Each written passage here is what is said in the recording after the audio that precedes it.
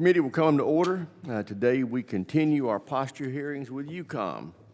I want to thank the witnesses for being here, and General Cavoli, as this will be your last appearance before this committee, I want to thank you for your incredible service to our nation over a very long time. Thank you, sir. Today we gather with heavy hearts after the loss of 4 American service members in a tragic training accident in Lithuania. I want to thank our Lithuanian and Polish allies for their sparing no resource to recover the fallen. Now, let me open with something fundamental. Vladimir Putin is not our friend. He is an unreformed KGB agent who believes the collapse of the Soviet Union was, quote, the greatest geopolitical catastrophe of the century, close quote. His desire to reconstitute the Soviet Union drove him to attack Georgia in 2008, invade Crimea and the Donbass in 2014, and then launch a full-scale invasion of Ukraine in 2022. Those that blame NATO enlargement or suggest that Russia was somehow provoked into attacking Ukraine are wrong. The Ukrainian people have fought bravely over 3 years to defend their freedom. But I agree with President Trump, it is time to stop the bloodshed. President Biden never had a plan to end the war. By slow-rolling weapon deliveries and imposing loophole-ridden sanctions, he allowed the conflict to grind to a stalemate. President Trump has broken that deadlock. Ukraine has agreed to a ceasefire as a first step, showing their desire for peace. Russia, however, has refused to do the same and continues to slaughter innocent victims. Just last week, Russia bombed a playground, killing 9 children. Murdering innocent Ukrainian children does not advance peace. President Trump was right to warn Putin that if he doesn't start negotiating in good faith, then the U.S. will ratchet up pressure and impose unprecedented sanctions. Because, as President Trump knows, Putin only respects strength, and he has acted accordingly. He sanctioned the Nord Stream 2. He withdrew from the INF Treaty after Russian violations. He sent additional U.S. troops to Poland, and he armed Ukraine with anti-tank missiles, not blankets. That's why Putin didn't invade Ukraine during President Trump's first term. And that's also why Putin must prove he's serious about peace, and soon. We cannot allow Russia to drag out these negotiations. Now, while I agree that China is our pacing threat, we must remain tough and unwavering in the face of Russia's enduring threat. Because the reality is Russia maintains the world's largest and most diverse nuclear arsenal. And despite suffering massive losses in Ukraine, the Russian army is now larger than it was before the war. The Russian military is also reconstituting faster than expected. And its industrial base is now on war footing and being supported, unfortunately, by China, North Korea, and Iran. Given these threats, I'm concerned by reports that some at DOD are considering not only giving up NATO command, but also significantly reducing our posture in Europe. I'm especially concerned that Congress has not been consulted. U.S. leadership in NATO is essential to ensure American forces, including our nuclear weapons, always remained under U.S. command. And cutting our presence in Europe now, especially on NATO's eastern flank, would only weaken leverage with Putin. Thanks to President Trump's leadership, our European NATO allies are finally getting serious about investing in the alliance's collective defense. For the first time, it appears Europe is willing to shoulder most of the burden, and that's how it should be. And it's not just Poland, Romania, Finland, and the Baltic states. Allies across the alliance are ramping up their defense spending. But Europe's rearmament will take time. Pulling back prematurely would risk inviting further Russian aggression, potentially even against NATO. That's why I strongly support maintaining the current U.S. force posture in Europe at this time. I look forward to hearing from our witnesses on how the U.S. and our NATO allies can ensure credible deterrence against Russia. With that, I yield to my friend, the ranking member, for any opening statement he may have. Thank you, Mr. Chairman. I want to echo your opening comments, thanking General Cavoli for his leadership. I'm sad this will be your last time before us. You've done an amazing job in difficult times in Europe, and also recognizing and offering condolences for our lost service members in Lithuania. The Chairman and I had the opportunity last year to visit our troops in Lithuania. It's an incredibly important effort, and it's a huge tragedy for the force. The obvious focus of this hearing with Europe is Ukraine. And I do want to offer a little bit of good news. Ukraine is holding the line against all odds, as they have for now over 3 years. We're in a real position to blunt Russia's momentum in Ukraine. It's a huge accomplishment, something that hasn't been talked about a lot. It is now more important than ever that we stick with Ukraine to stop Putin's invasion of Russia in its tracks and crucially force him to the table. I agree with the Chairman. I even agree with the Trump administration. We need to find an end to this war. But you don't find an end to this war by undermining support for Ukraine and praising Putin in Russia. That empowers Putin for all the reasons that the Chairman said. Putin has big ambitions in Europe. Those ambitions can be blunted if we are strong, if we deter him. But when Trump came into office, cut off intel support, cut off aid to Ukraine, berated Zelensky, wouldn't even admit that Russia started this war, while at the same time praising Putin in Russia, that opened the door wide for Vladimir Putin to walk right through. The pressure doesn't need to be on Zelensky in Ukraine. Trust me, I think most people on this committee have been to Ukraine at one time or another. There is plenty of pressure on Ukraine being brought by Russia every single day. The pressure needs to be put on Putin in Russia to force them to the table, and that is what this administration has refused to do to date. It is prolonging the war and empowering Russia, and that needs to change. Because the larger question for this hearing, and I agree with the Chairman on the concerns about talk about downsizing in Europe and everything that goes into it, is does this administration believe in the fundamental principle that has made our country strong for the last 80 years? And that is the partnership and alliance in Europe. Sticking with Europe, sticking with the countries that believe in greater political and economic freedom is to the benefit of the United States of America. And those countries are the countries in Europe, our allies, the European Union. It's not Russia, and it's not Putin. One of the most embarrassing things I've ever seen is when the Vice President went to Europe, and instead of talking about Ukraine, he lectured Europe about freedom of speech, that was the big problem with Europe. Well, to begin with, the idea that this administration cares at all about the freedom of speech is ridiculous. As we speak, they are purging the government of all manner of different words that they don't like. We had the great example of how pictures of the Enola Gay disappeared from the Department of Defense website because they had an algorithm that said the word gay was problematic. Now, that's kind of funny when you stop and think about what the Enola Gay means, but even that stupid mistake aside, why are we banning the word gay from discourse? Books are being banned across the Department of Defense. One, a biography of Jackie Robinson, because Lord knows we can't have people hearing about that.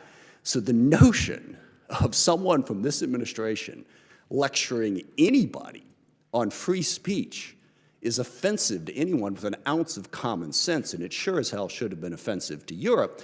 But let's remember, was there anything mentioned in that speech about how Russia treats free speech? About the fact that they have eliminated all free media, that they kill and jail their political opponents? Yes, we should stand for free speech. We should stand for economic and political freedom. But if we're going to do that, we should stand with Europe, not with Russia and Putin. And that is what's really at stake right now. Are we still willing to do that? And the question, well, how have we benefited from this? Economically, we have seen the greatest increase of wealth of any nation in the history of the world in the last 80 years.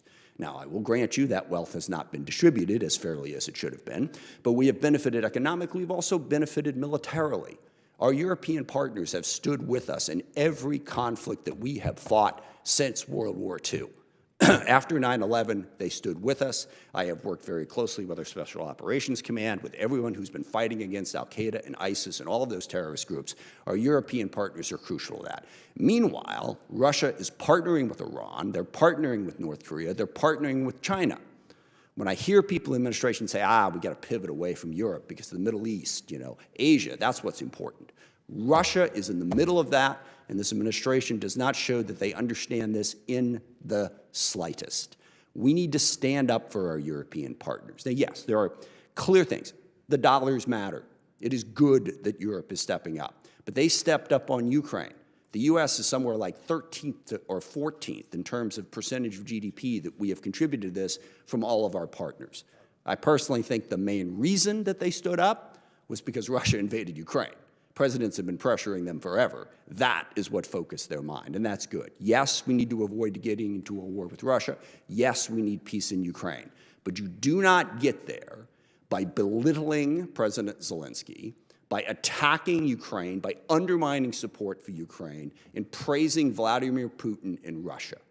So we need to stand up for the alliances that have stood so well for us for 80 years. And that, I think, is what this committee really needs to hear from our witnesses today, is how are we going to do that so that the vision that the chairman correctly outlined that Putin has for the world does not come to pass, that we deter him, we stop the war, and we protect economic and political freedom as we have done for a very long time. I look forward to the witnesses' testimony and to the questions, and I yield back. I think we made it very clear how we feel about this. I thank the ranking member. Now I'd like to introduce our witnesses. We have Ms. Katherine Thompson, who's performing the duties of Assistant Secretary of Defense for International and Security Affairs, and General Cavoli, who is Commander of U.S. European Command. With that, Ms. Thompson, we'll start with you. You're recognized for 5 minutes for your opening statement. Thank you, Chairman Rogers. Chairman Rogers, Ranking Member Smith, and distinguished members of the committee, thank you for the opportunity to testify before you today, and it is my honor to appear alongside EUCOM Commander General Cavoli. Before I begin my formal statement, I would like to take a moment as well to echo the chairman and ranking member's comments to honor the memory of the 4 American soldiers who died in Lithuania on March 26th while conducting tactical training. My prayers are certainly with them and their families. I would also like to thank the people and government of Lithuania, Poland, and Estonia who provided exceptional support during the recovery operation. These nations showed our soldiers the highest level of respect during the dignified transfer back to the United States, and we thank them for those efforts. President Trump has directed the Department of Defense to reorient the United States defense strategy so that it puts America's interests first. In Europe, that means working with our interagency partners to bring an end to the war in Ukraine. It also means finding new ways to strengthen NATO so that the alliance can be as effective in this century as it was in the last. To be sure, neither of these efforts will be easy, not for us and not for our allies. But taking these measures is essential. It is doable, and doing so will leave both the United States and our allies and partners better off. President Trump has spoken often and clearly about achieving lasting peace in Ukraine. This is vital to stop the bloodshed. It will also set Europe on a trajectory towards security and stability like the region has not seen for many years.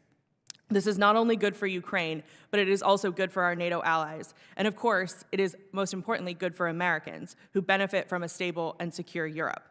Already, the president's team is making progress in this regard. Under his leadership, both Russia and Ukraine have come to the negotiating table, and already we are seeing initial ceasefire take hold. The contours of a lasting peace are coming into view. President Trump and Secretary Hegseth have stated clearly that the United States will not put boots on the ground in Ukraine. At the same time, they have made clear that Europeans must take the lead in supporting Ukraine's defense requirements in the years ahead, and our allies are taking steps to that effect. Last month, for instance, the United Kingdom hosted the Ukraine Defense Contact Group. The UK and France have also committed to lead additional efforts to ensure a lasting peace in Ukraine. As the President and Secretary have said, far more will be required of them and other allies. But it is a promising start, and our allies deserve credit for taking these initial steps. Given the sensitive nature of ongoing negotiations, I will limit my remarks on this subject to this statement. I look forward to being able to share more as peace negotiations proceed. NATO played a central role in America's strategy throughout the Cold War. If not for the alliance, it is not clear that the Cold War would have remained just that, cold.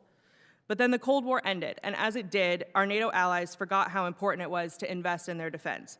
Instead, they grew accustomed to the peace that defined Europe at the height of the unipolar moment, and they divested of their militaries accordingly.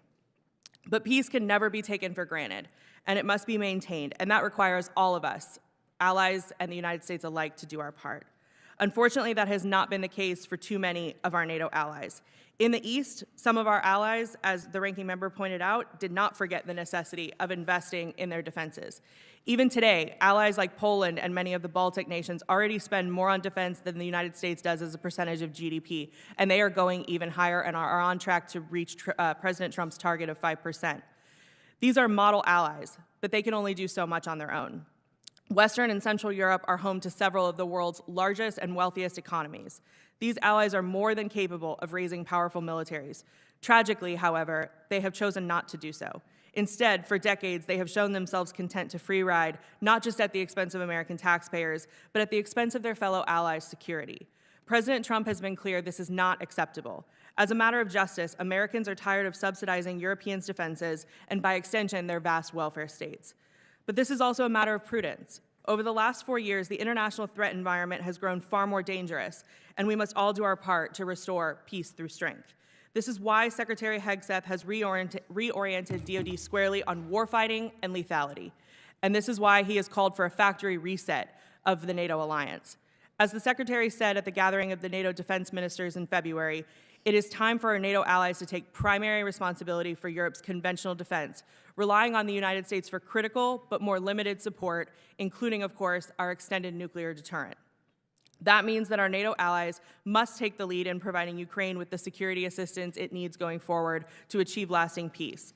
At the same time, they must generate, field, and sustain the forces required to deter aggression against the alliance itself, including the seas around it, like the Red Sea. If our allies do these things, there is no question that NATO can be as effective in this century as it was in the last, and all of Europe can realize peace and stability for decades to come. But our allies will only be able to achieve these goals if they raise defense spending to 5% of their respective GDPs, as President Trump has emphasized. At the same time, our allies must focus these resources on where they are needed most, on Europe's defense, not on the Indo-Pacific and not on the host of other missions that NATO has taken upon itself recently to field in recent years, and detract from the alliance's proper focus on warfighting, lethality, and deterrence. President Trump has vowed to achieve peace through strength, and the Department of Defense will do its part. Now it is time for our NATO allies to do theirs, and in the process, set conditions for a lasting peace in Europe. Thank you. Thank you, Ms. Thompson. General Cavoli, you're recognized. Thank you, Chairman. Chairman Rogers, Ranking Member Smith, distinguished members of the committee, it's an honor to be here again today representing the men and women of U.S. European Command. It's an honor to be here with Sergeant Major Rob Abernathy, who's been with me the entire command term in EUCOM, and I'm glad to be sitting here next to the person performing the duties of Assistant Secretary of Defense Thompson. Thank you for your condolences for the soldiers we lost in Lithuania, ladies and gentlemen. Our heartfelt condolences go out to their families. They came from all over the United States, from Georgia to Michigan, all the way to Guam, and they represented the very best that we have to offer. They were off on a night mission to recover another vehicle. They were mechanics, and they were tragically lost in a bog. The people of Lithuania and the government of Lithuania responded to that in the most heartwarming and reassuring fashion. A week ago Sunday, I went to Lithuania to inspect the operation to try to recover the vehicle and the soldiers. The Minister of Defense of Lithuania was on that site every single day until those soldiers were recovered. There was a mass, a holy mass held by the Archbishop of Vilnius, who's a Lithuanian American from Chicago. There were 2,000 people at that church service, and the stated purpose of the Mass was to pray for the families of the servicemen who were apparently lost. I was touched by it, and I think all Americans would have been touched by it. It's the spirit that undergirds the alliance that the chairman and the ranking member talked about. Before I begin, please let me thank this committee for all your support to our servicemen and women and their mission. We continue to face historic times in the European theater. Russia's war in Ukraine, which is now in its 4th year, has revealed Russia to be a chronic threat, and in the coming years, it's going to be a growing threat, one that is willing to use military force to achieve geopolitical goals and is actively waging a campaign of destabilization across Europe and beyond. Further exacerbating this Russian threat are the deepening partnerships among our adversaries in Russia, Iran, the Chinese Communist Party, and the DPRK. These linkages increasingly pose a global risk.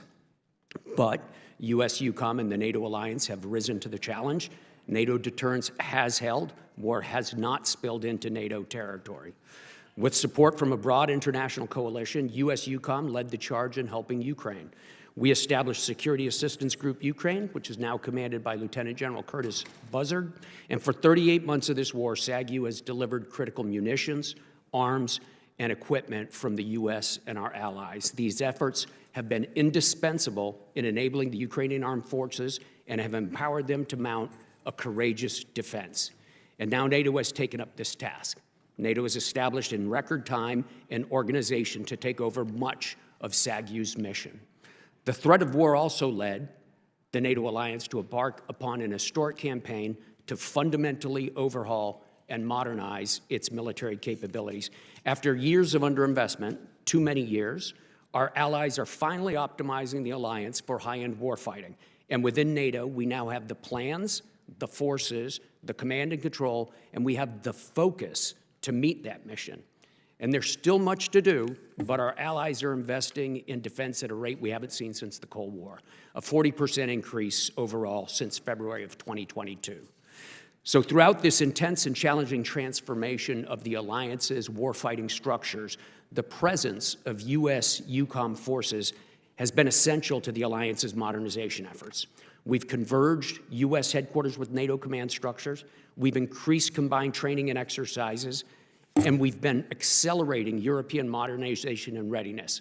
So through U.S. leadership, we are laying the groundwork for European leadership, and thus for more years of peace and prosperity for the United States. There is a long road ahead. Sustained vigilance and pressure will be required. We have done all this to protect vital U.S. interest. Our strengthened allies will increase our strength, and our deep relationships with them give us the access, the basing, and the intelligence to defend our country forward. The first line of defense of our homeland begins in EUCOM, where our naval forces prevent Russian submarines from breaking out into the Atlantic and threatening the United States.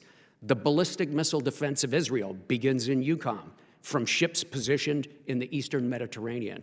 And in EUCOM, it's our job safely to evacuate Americans from the Levant. We are America's force forward in the world. So, ladies and gentlemen, this is my last annual testimony to you. As I'm closing 38 years of service, it's been the honor of a lifetime to serve with our brilliant members during these historic times, and I continue to be inspired by their commitment to our nation's forward defense. I thank you, our Congress, for your unwavering support of our servicemen and women, to their well-being, and your support to their mission. America is the greatest country in the world, and it is in large part because our armed forces are the greatest in the world. I look forward to your questions. I thank both the witnesses. I recognize myself for questions. General Cavoli, given Russia's armed forces are mobilized for long-term confrontation, what's your best military advice on whether or not DoD should maintain the current force posture in Europe for the foreseeable future? Chairman, it's my advice to maintain that force posture as it is now. We have reviewed periodically since in 2022, we originally surged forces forward. We have periodically reviewed the force structure at both the military level and the policy level. And I have consistently recommended throughout that period to maintain the forces we surged forward. And I would continue to do so now if asked, yeah. Now, you referenced this in your opening statement. I would like for you to reiterate it. How does the U.S. force posture in Europe contribute to the defense of our homeland as well as our operations in CENTCOM and AFRICOM? Sir, thanks. Yeah, it's an important part of why we're there. First and foremost, Russian strategic forces. Russia continues to have very powerful strategic forces, thousands of nuclear weapons, and the delivery methods to deliver those. Those are not pointed just any place. Those are pointed, those are there, they exist for America. And our defense against those strategic forces, whether in the air or undersea, begins in the European continent. For example, Russian submarines are mainly stationed with the Northern Fleet up in Murmansk, up in the area east of the northern Nordic countries. They come out of their harbors and they go south between Greenland, Iceland, and the United Kingdom, the famous GI-UK gap. We have to bottle them up north of that gap. If they break out into the Atlantic for a variety of reasons, it gets tougher to track them. And from those positions, they can hold the country at risk. So our maritime efforts, which are greatly aided by the efforts of our allies, their maritime patrol aircraft, their anti-submarine helicopters, their destroyers, all of our efforts together, but built around America's exquisite capabilities, that's the first line of defense against Russian subs. If we look to the south, we participated in the defense of Israel early this year. U.S. Central Command led a brilliant campaign with the Israelis and some other allies to protect against Iranian attacks against Israel. The ballistic missile defense part of that comes off of EUCOM ships in the Eastern Mediterranean. The refuelers come out of EUCOM. The airspace control comes out of EUCOM. We do the same for AFRICOM and everybody else. It's really because of our proximity and our familiarity with the area. The bases that we have in Europe and the legal permissions we have with nations hosting us give us the ability to project power quickly in our interest, on behalf of our U.S. unilateral interests.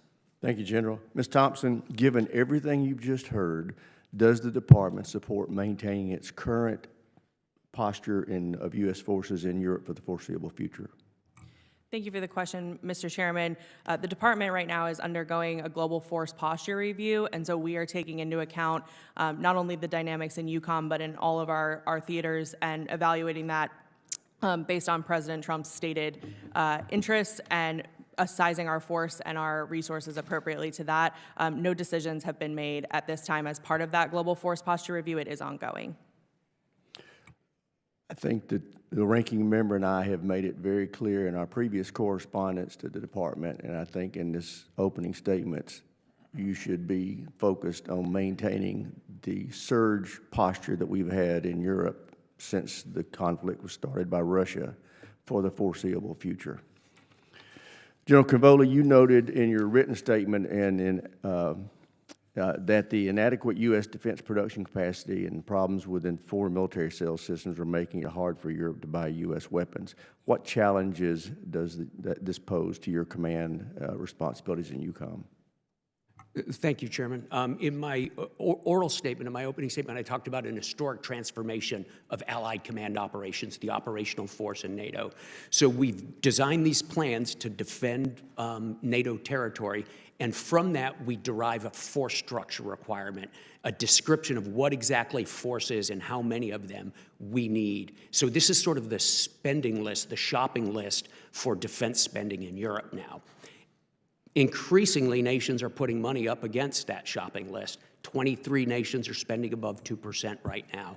We're grateful for that, but there's got to be something in the store to buy. There is a lack of production capacity right now, and that's the first problem. The second problem is— I'm sorry, my time's expired. I'm going to have to yield to the ranking member. Thank you, Chairman. Yeah, and to drive home that point, I'm with the chairman. Our production capacity is a major problem, even if we do spend more money. I think that the summary of what you just said, you know, it's great you have the money, you have to have something to buy. And part of the challenge here, we don't have a budget yet from the president. I'm not going to be harshly critical of that. When you have your first term, we didn't get the budget from President Biden until mid-May either. Once we see that budget, a lot of these questions will be in a better place. But General Cavoli, can you tell us what's going on in the war in Ukraine right now? We seem to have forgotten those details.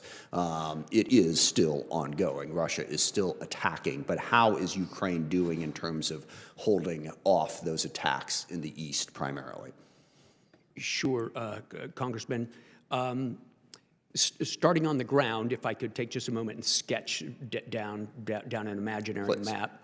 If we look in the northeastern part of the battlefield up near the Russian province of Kursk, That's the northern extent of the front line of troops. As you know, late last summer, Ukraine pushed into Russia there and established a salient of several hundred square kilometers in a sort of surprise move. They've continued to hold that. The Russians vowed to kick them out by the end of last September. The Ukrainians are still there. There's still a certain number of brigades. I could go into the details. Sure. But I guess in close general, is it fair to, Russia has been throwing a lot of troops and taking a lot of casualties, particularly in the last month or two. Has that stalled across, you go from Kharkiv down to Kherson, basically the front, or are there places where Russia's making progress? So Russia has stopped making progress in Kursk right now. They haven't been able to dislodge the Ukrainians. If we come all the way down the front along Chasiv Yar and the towns in Lugansk, if we go down to Pokrovsk in Donetsk, the Russians' attacks seem to have petered out. They've decreased in the last couple of weeks significantly in number, but the size and scope of the attacks seems to have petered out as well. The Ukrainians are in good positions. They're in good defensive positions. They've improved some of their readiness and manpower situation. They are indeed producing large numbers of Russian casualties. In a couple of minor places, the Ukrainians have actually gained some ground back, but I do not see the Ukrainians being in imminent danger of collapse. I do see the Russians struggling to make the kind of gains they were making last autumn. Yeah, and in your opening statement, Ms. Thompson, when you said that the ceasefire continues to hold, there is no ceasefire. Let's just be clear about that. The war is very much ongoing. I mean, as the chairman noted, I mean, Russia just bombed Kyiv and killed a whole bunch of people. What do you mean the ceasefire is holding when the war goes on? Thank you for the question, Congressman. I can speak more to the specifics when we go into closed session. I'm happy to share more, I think, but I would point to the progress that the administration has made. But you would acknowledge the war is still going. There is no ceasefire at the moment. So again, from the administration's perspective, what we would say is the goal is to get both sides to the table to have peace negotiations so that the war doesn't continue.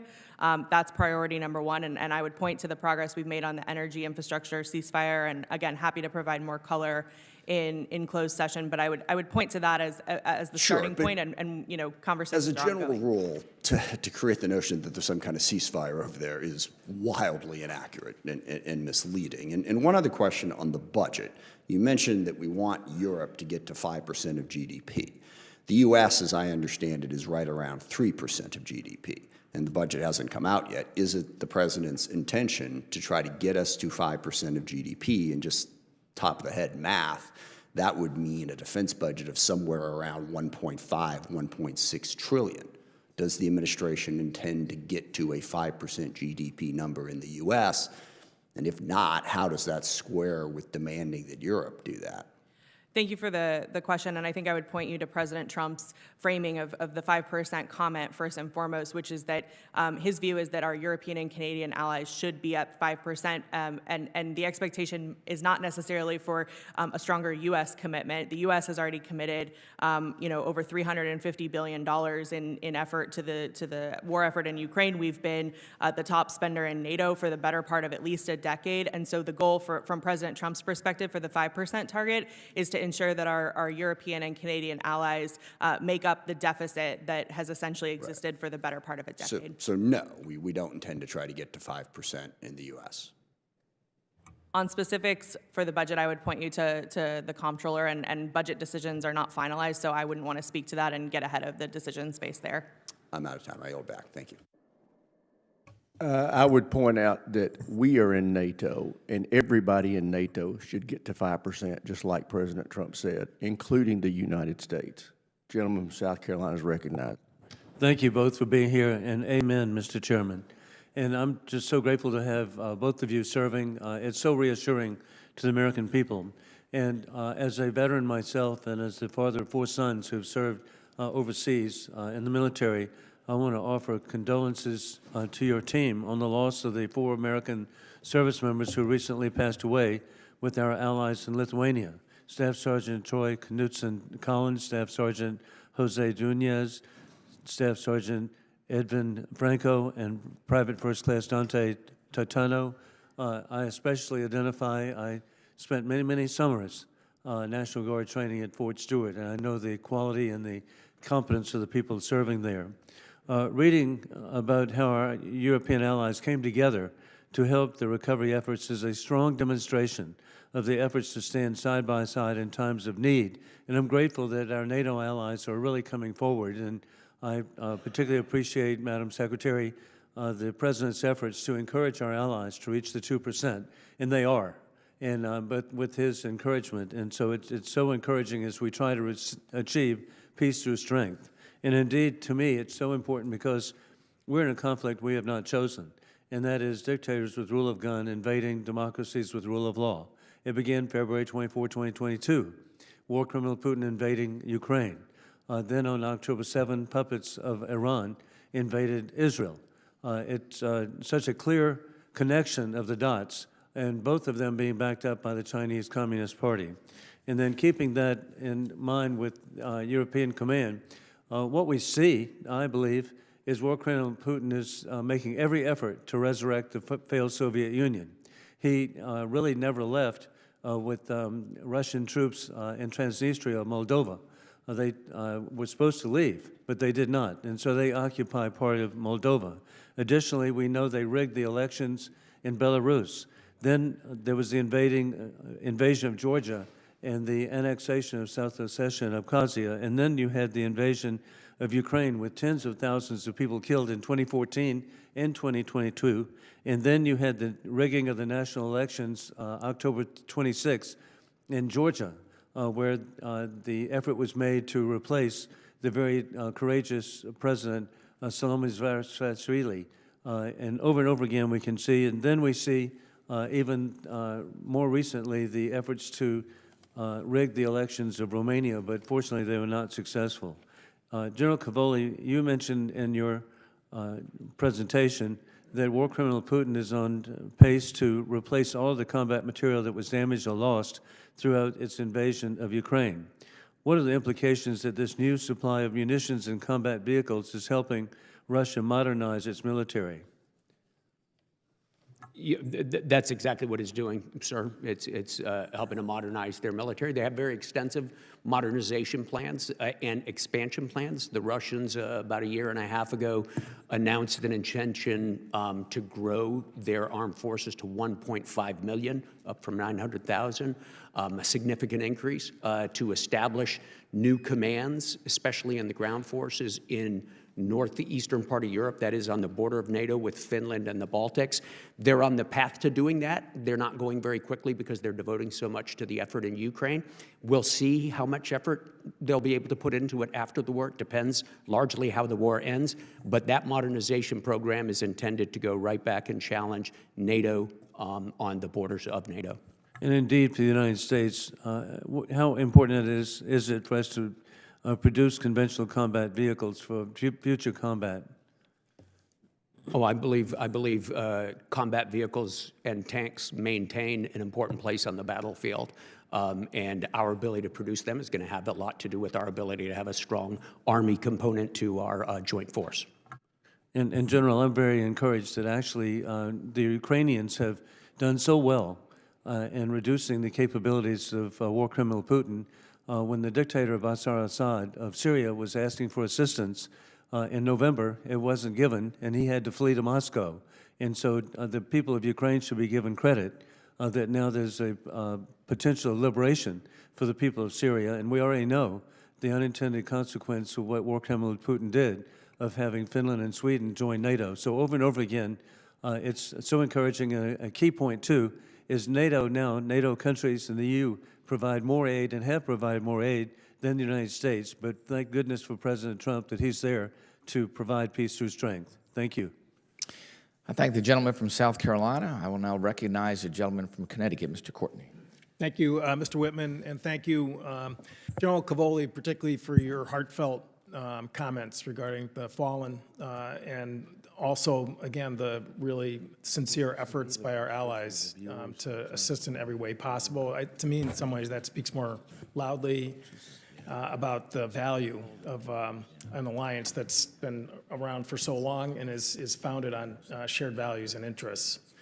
In your narrative about the state of play with Ukraine right now, I mean, one aspect which I think sometimes gets overlooked a little bit in the U.S. is the fact that Ukraine has not just held the line in the Black Sea, it's actually pushed the Russian Navy to the furthest eastern end of the Black Sea. They've sank a third of the Black Sea fleet, including its flagship Moskva, sank a Kilo submarine in Sevastopol.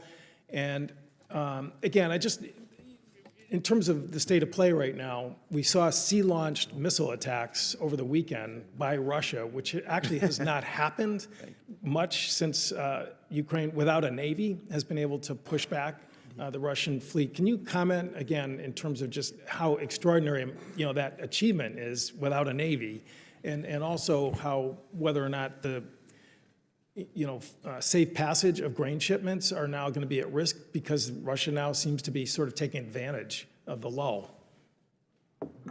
Congressman, thanks for the opportunity to comment on one of the most amazing maritime feats in years. So you put your finger right on it. Not only did Ukraine roll back the presence of the Black Sea Fleet, they don't even have a navy. They have given us all a view of a future where unmanned surface vehicles, basically sea drones, have the potential to wage conflict at a large scale against a traditional manned navy.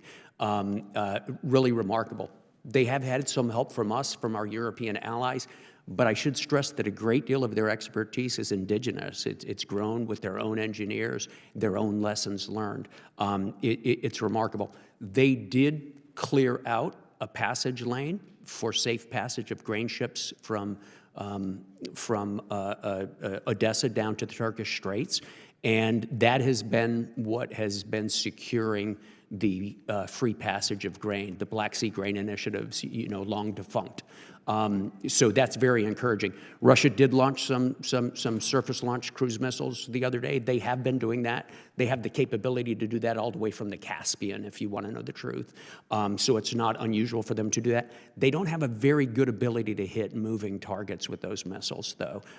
So I think there's a lot of space where we can help the Ukrainians here to continue to protect. Great, thank you. I mean, and to Mr. Smith's point, the notion that, Ms. Thompson, the ceasefire is taking hold, the fact that, again, there were sea-launched attacks, maybe not on moving vessels, but they certainly hit cities in Ukraine over the weekend, that clearly shows that whatever holding the administration may think is happening, in fact, I would argue we're going in the reverse direction in terms of where we were before the negotiations in Riyadh. Mr. Chairman, there's an article in the April 7th, just yesterday's Kyiv Post, headline, Russia mocks Trump ceasefire deal with sea-launched missile attack on Ukrainian cities. I ask that it be made part of the record. Without objection.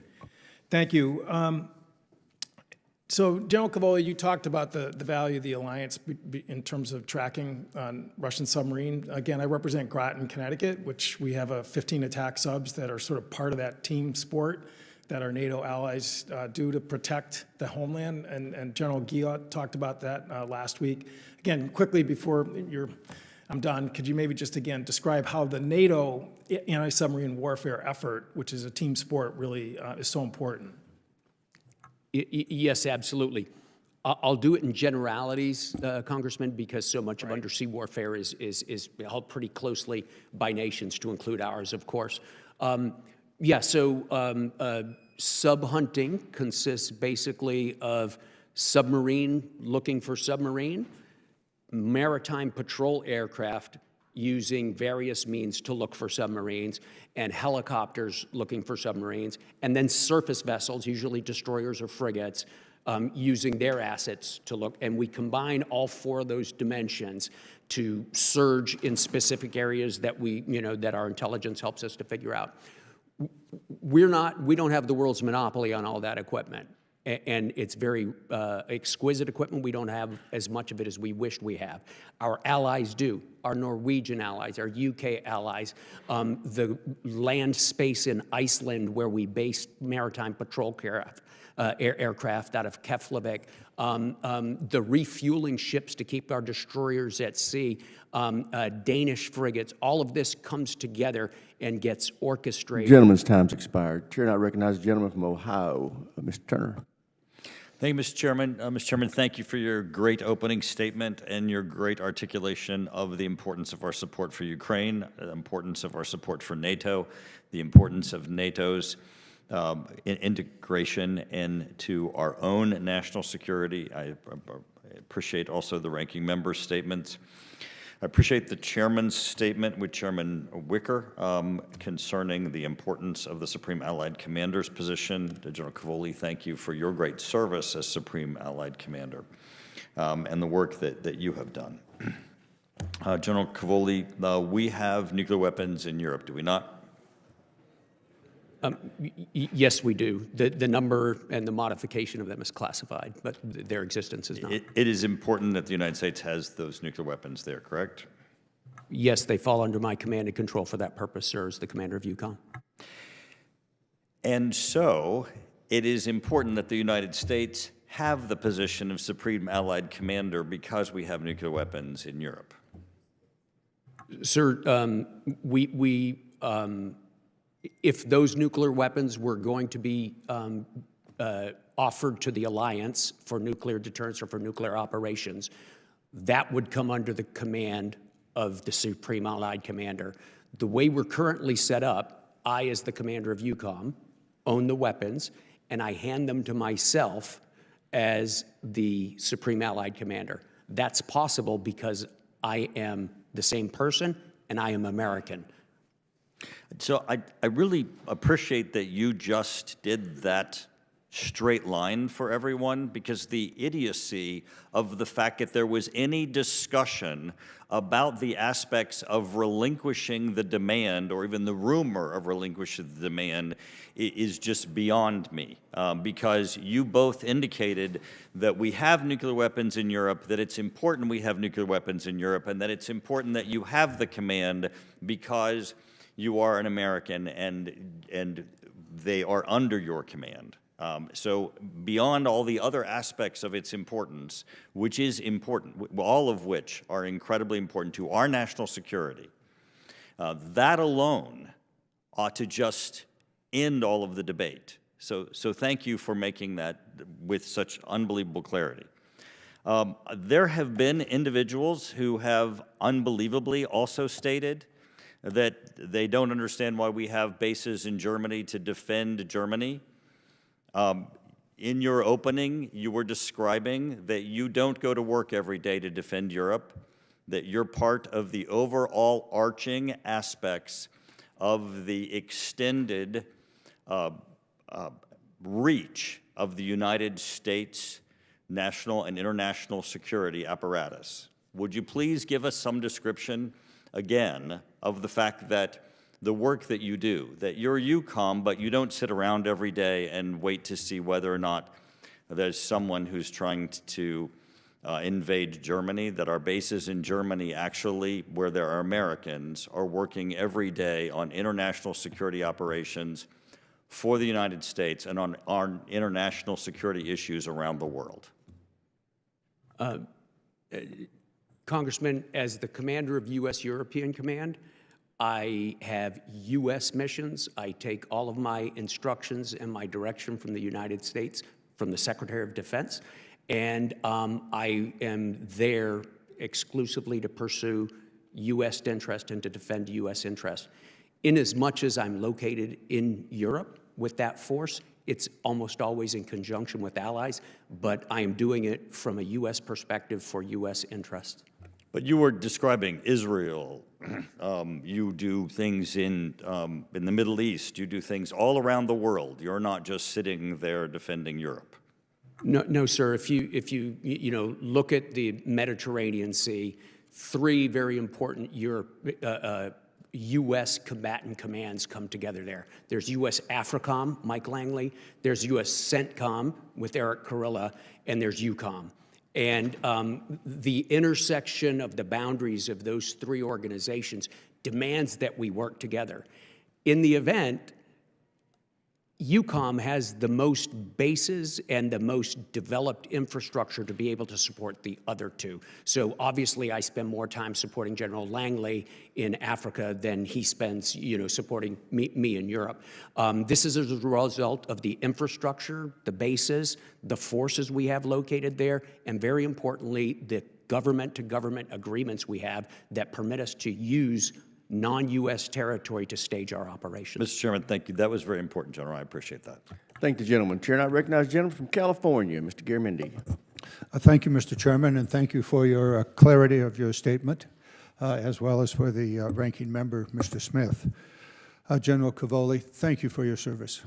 You've been at this a long time, and the clarity of your testimony today is extraordinarily important to all of us about the role of EUCOM and the defense of Europe, also the defense of the United States. My question really goes to Ms. Thompson, and I would like to have clarity about the administration's belief or not that our NATO European partners are critical to U.S. national security. Thank you for the question, Congressman. I would point you to Secretary Hegseth's comments on his first trip overseas, which was to the NATO Defense Ministerial, and where he acknowledged that NATO is the most successful defense alliance in history, and that he made clear that we are not abandoning our European allies. In fact, our efforts and President Trump's efforts, particularly on the defense spending front, is meant to bring our European allies alongside us to develop a status quo. I got all that from your testimony, but my question was different. My question is or are the European allies critical to our national American security? I would say a strong defense and deterrence in Europe is certainly in our national interest, particularly as the department has an aim to focus on homeland defense, and certainly as the chairman and ranking member recognized the looming threat of conflict with China in the Indo-Pacific.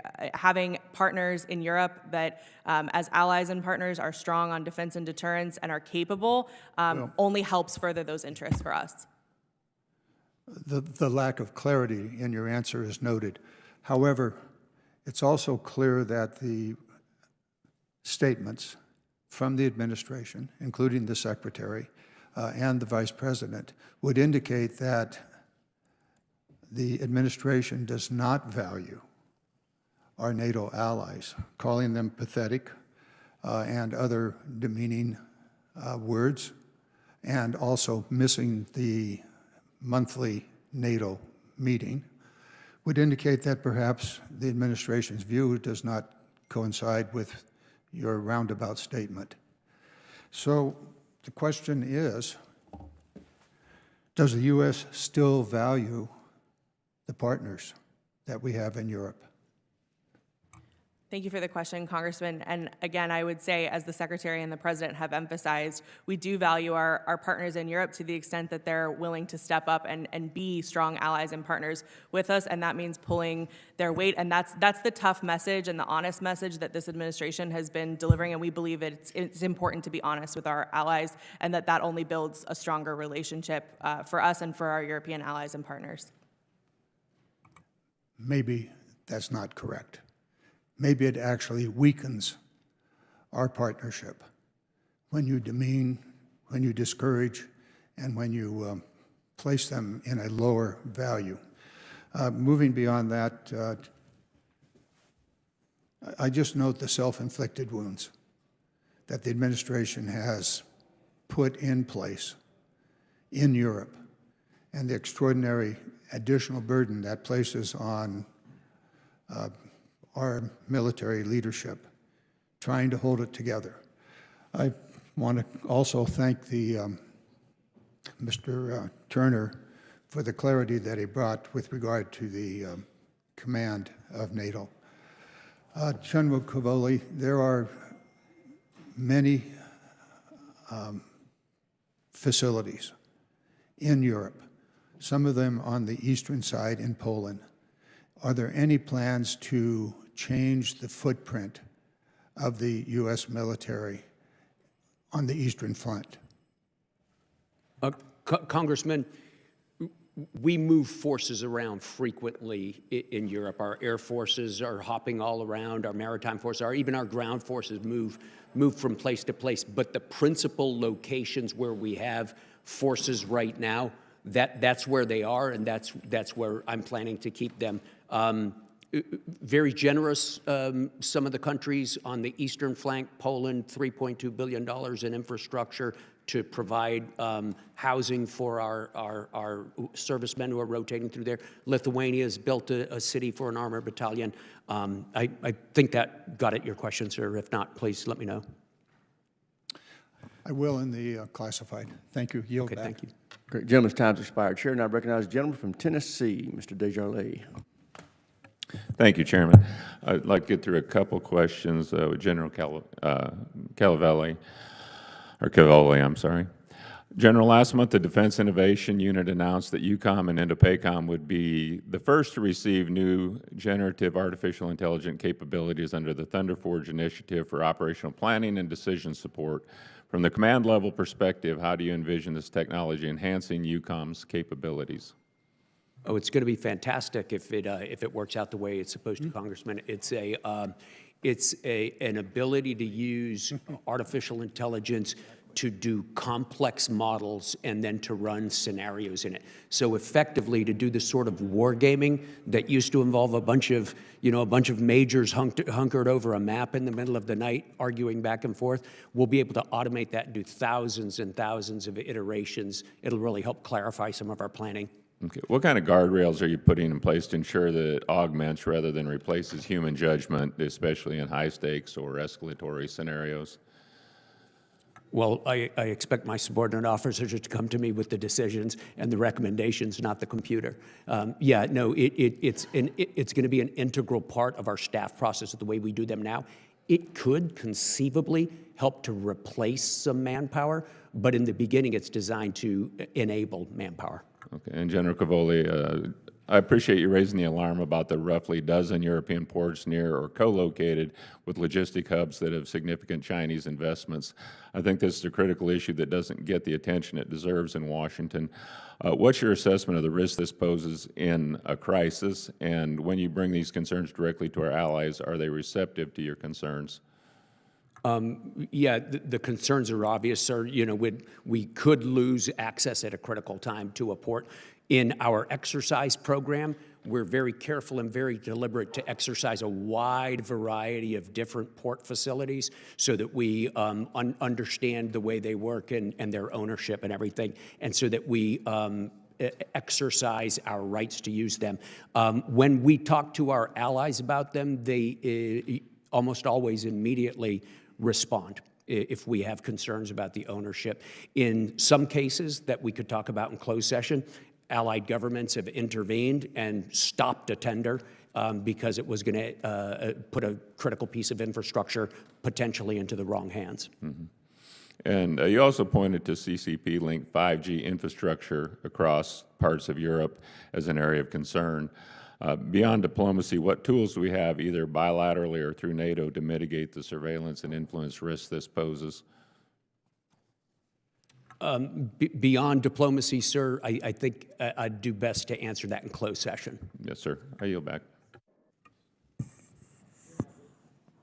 Chair now recognizes a gentleman from Massachusetts, Mr. Moulton. Thank you, Mr. Chairman. Russia has launched 1,460 guided aerial bombs, 670 attack drones, and more than 30 missiles in the last week, killing at least 21 civilians, including 9 children.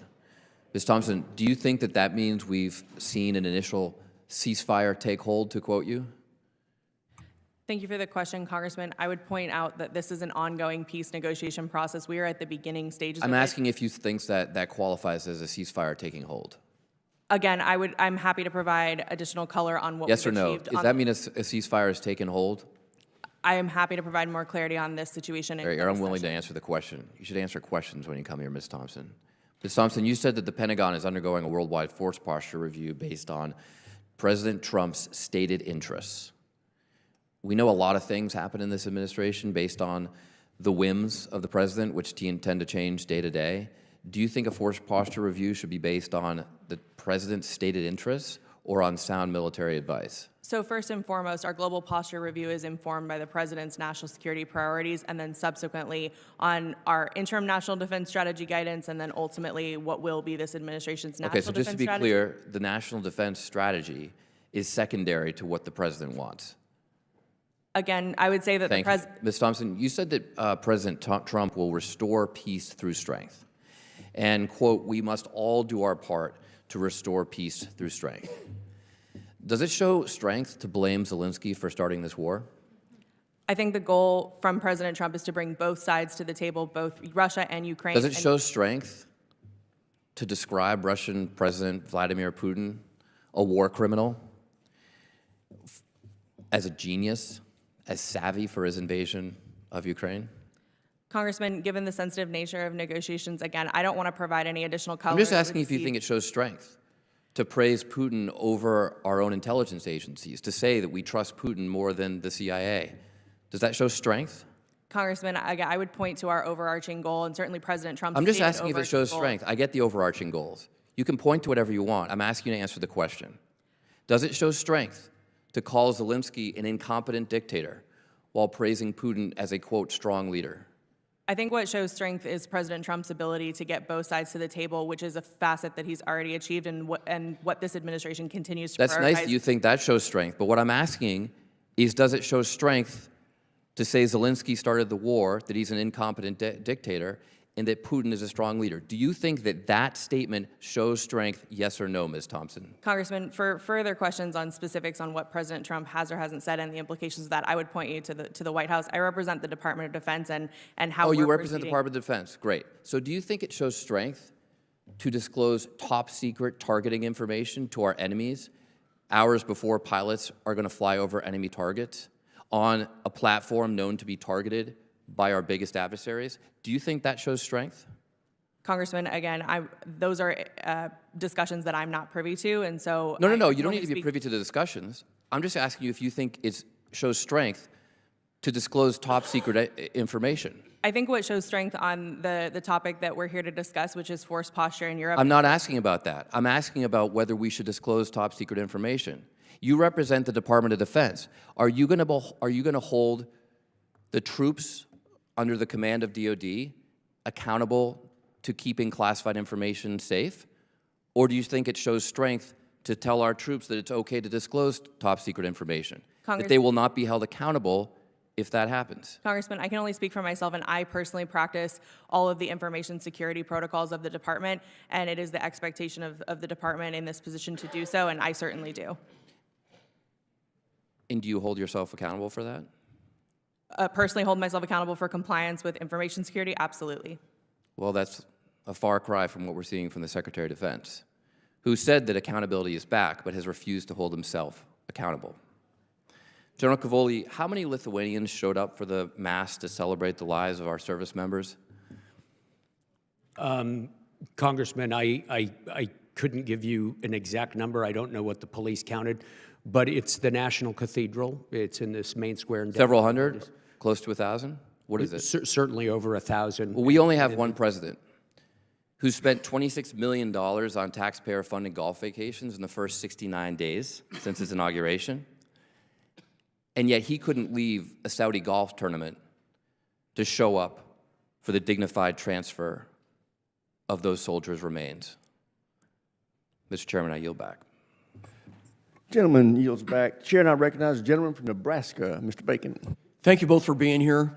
I appreciate you both, and I applaud your service, General Cavoli, and congratulate you. I served in Europe. I was commander at Ramstein, deputy commander at 3rd Air Force. I know the importance of NATO.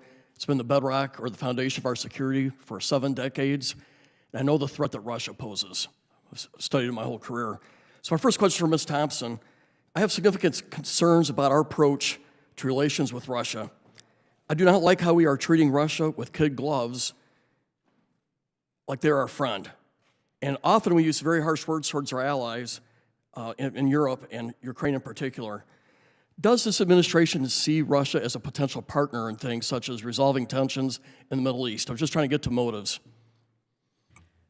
Congressman, what I would say is as the interim national defense strategy guidance points out, Russia, Iran, North Korea, China still pose great threats, and we live in an extremely dangerous security environment. And so I would acknowledge that up front, just to get to the crux of your question.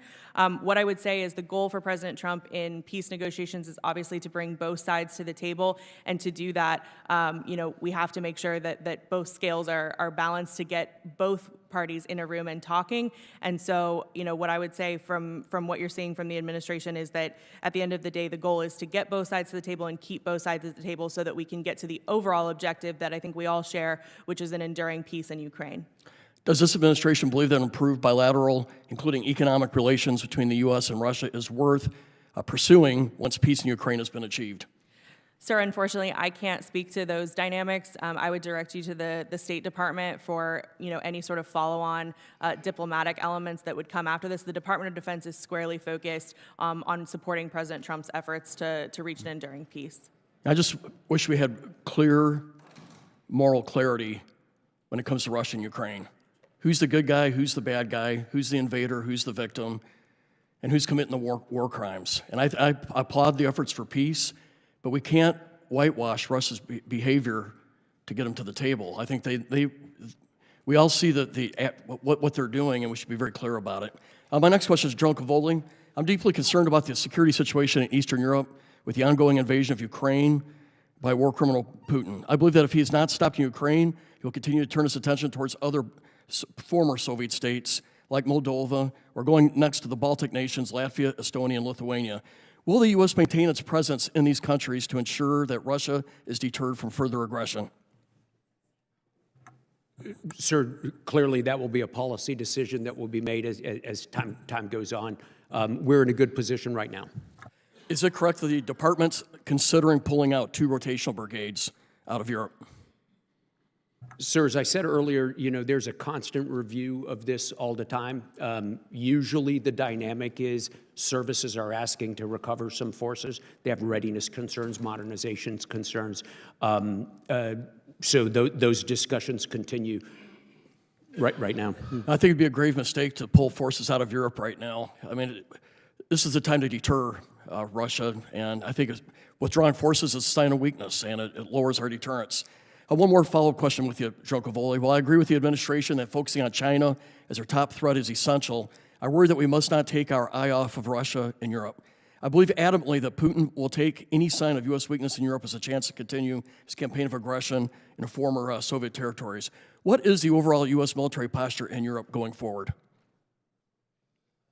The overall posture for the U.S. military will be to accomplish the objectives that we talked about a few minutes ago in my opening statement and in some of my responses to questions are first and foremost to defend the United States of America forward. Second, to arrange for and to support U.S. operations and other combatant commands and throughout Europe. And then, of course, to fight and deter as part of NATO, to deter Russia. So we participate in NATO's deterrence strategy. We're a vital part of that. I expect that to continue going forward. Could you, in my last remaining seconds, just talk about the importance of the Baltic states? I'm the Baltic Security Caucus chairman, and they're right on the front lines. Yeah, they are right on the front lines. They are absolutely one of the places that the Russian Federation has focused their attention on, their preliminary attention, setting up a narrative of disputed territories and things like that, passport diplomacy with Russian language people, subversion campaigns and sabotage campaigns, all of those things. So they are certainly on the front line. They know it. They respond. They all spend over 2%. Estonia is over 3%. They've all devoted a huge fraction of their national power. Gentleman's time's expired. Chair now recognizes the gentleman from California, Mr. Carbajal. Thank you, Mr. Chairman, and thank you to the witnesses for being here today. General Cavoli, thank you for your service. You're going to be missed. I hope you continue to serve in a way that continues to contribute, as you have done for so many decades, to our country. I wish you the best in your next chapter, and thank you so much for being here. I think the Russian threat and even the Chinese threat to a degree are so far removed from us here in the United States that it's hard for the people here to understand the reality or the severity. I have traveled to several NATO countries, including the Baltics, and let me tell you, the threat is real, and it is the top of mind for people there. General Cavoli, were you once an infantryman? I don't think you really ever stopped being one, sir, but when I became a general, they took away my branch insignia. Yes, I was an infantry officer. As a Marine, I can relate. Do you speak Russian? I do. Have you worked with Russians in your career? Yes, sir. You are also coming up on 40 years of distinguished career service in the Army, which during that time included Director of Russia on the Joint Staff, and you are a foreign area officer with a concentration on Eurasia. Based on this experience, what is your assessment of the threat that Russia poses to the homeland and NATO? Sir, there could be a long and complicated answer to that question, but instead I'll just go back to my opening statement. Russia is a chronic threat to the United States and will be a growing threat in the future. Thank you. Ms. Thompson, based on the situation that General Cavoli has described, does it seem appropriate to try to reduce our force posture and presence in Europe at this time? Congressman, thank you for the question, and I would just reiterate that we're in the process of a global posture review and no decisions have been made in any theater. What I will say as well is that, of course, as part of this global force posture review, we are taking into account competing requirements, as you highlighted correctly, the threats not only posed by Russia in the EUCOM AOR, but also by China in the Pacific, and then certainly concerns in our own Southcom AOR on homeland defense and Northcom as well. We all want this war to end, but it must end on Ukraine's terms. Members of the administration, including the Secretary of Defense, have suggested Ukraine should give up hope of reclaiming all territory seized by Russia. How can that be achieved when this president continues to play neutral facilitator, but not really, because he keeps praising Russia, he keeps putting down Ukraine, he keeps aligning himself with Russia. Even the tariffs that we're dealing with don't include Russia. How can we trust this president? Thank you for the question, Congressman. I'll address the first part of the question. I would direct on the economic piece. I would direct those questions to the White House and to State and Commerce for the specifics on that, because I don't want to speak for them on the tariff implications particularly, but on DoD lanes in particular, right? Our lane, our goal is to help support the president in his efforts to bring both sides to the table, keep them at the table, and reach a lasting peace. That requires work on both sides of the scale, both with Ukraine and Russia, and it requires balance, as you point out, and that's the efforts that we're working toward right now, and the Department of Defense is poised to support both of those efforts, including continuing to support Ukraine where it will affect those negotiations as well. Ms. Thompson, you keep providing answers that are just canned and don't really answer many of the questions that have been asked by our colleagues today. So, quite frankly, I'm just not going to waste my time. I wish I was as lucky as you when I was starting in my career with not as much experience to be elevated to such a significant post where you are now performing the duties of the Assistant Secretary of Defense for International Security Affairs, Office of the Secretary of Defense. I wish I were so lucky. Mr. Chair, I yield back. Gentleman yields back. Chair, and I recognize the gentleman from Texas, Mr. Luttrell. Thank you, Mr. Chairman. General Cavoli, 38 years. Are you moving on to another post, or are they putting you out to graze? I'm retiring, sir. Thank you. Well, I'm going to give you, you're never going to remember what I'm about to say to you, but one day you're going to look up and you're going to say, I remember somebody saying something to me one time. After 38 years of service, you've been wearing that armor for a very long time, all right? And when you step away from this post and you're introduced outside these walls to the civilian world once again, there is a black hole, a deep, dark black hole that you haven't seen since you started your service, okay? And I've read your portfolio, and you're one of the most impressive individuals I've ever had a chance to sit in front of. But this thing is very real, okay? And when and if this happens to you, because the window of opportunity is about 5 years. I've been out for 10 years, and I think I was in it for about 5 years. And I've talked to my veteran brothers and sisters, and they all have the same problems. Because once you start your next journey, nobody's going to show up on time. Nobody's going to complete their work like they're supposed to. Nobody's going to answer you like you think they should. It's just going to be different. And you're going to look up and you're going to realize you're the anomaly. And that's okay. Don't ever hesitate to reach out to your brothers and sisters that you served with and just have those conversations, because what you've done is exceptional. And when you turn the page for the next chapter of your life, you will be starting over. And that will be very challenging. But as a leader, as someone that has gone through so much, the next chapter is just one step forward till the day the good Lord calls you home, okay? And this may or may not make sense to you. I can assure you, if you're talking to someone, whatever you do, don't run for politics, okay? Just don't ever think about running for Congress, or don't stay away from this place, okay? I promise you, if you do, I'll just hear me out on this one. I wanted to say that to you and thank you for, I don't know if they're going to give you an award for 38 years. I consider you like an overachiever. But good luck, fair winds, and following seas. My questions are for a classified setting, sir. Thank you. Gentleman yields back. Chair, and I recognize the gentleman from Massachusetts, Mr. Keating. Thank you, Mr. Chairman. As Gold Star family member myself, I associate myself with the remarks of the chair, the ranking member, and particularly Mr. Wilson, who mentioned by name those soldiers that were lost, represent our country well as their homes of Illinois, California, Guam, and Michigan.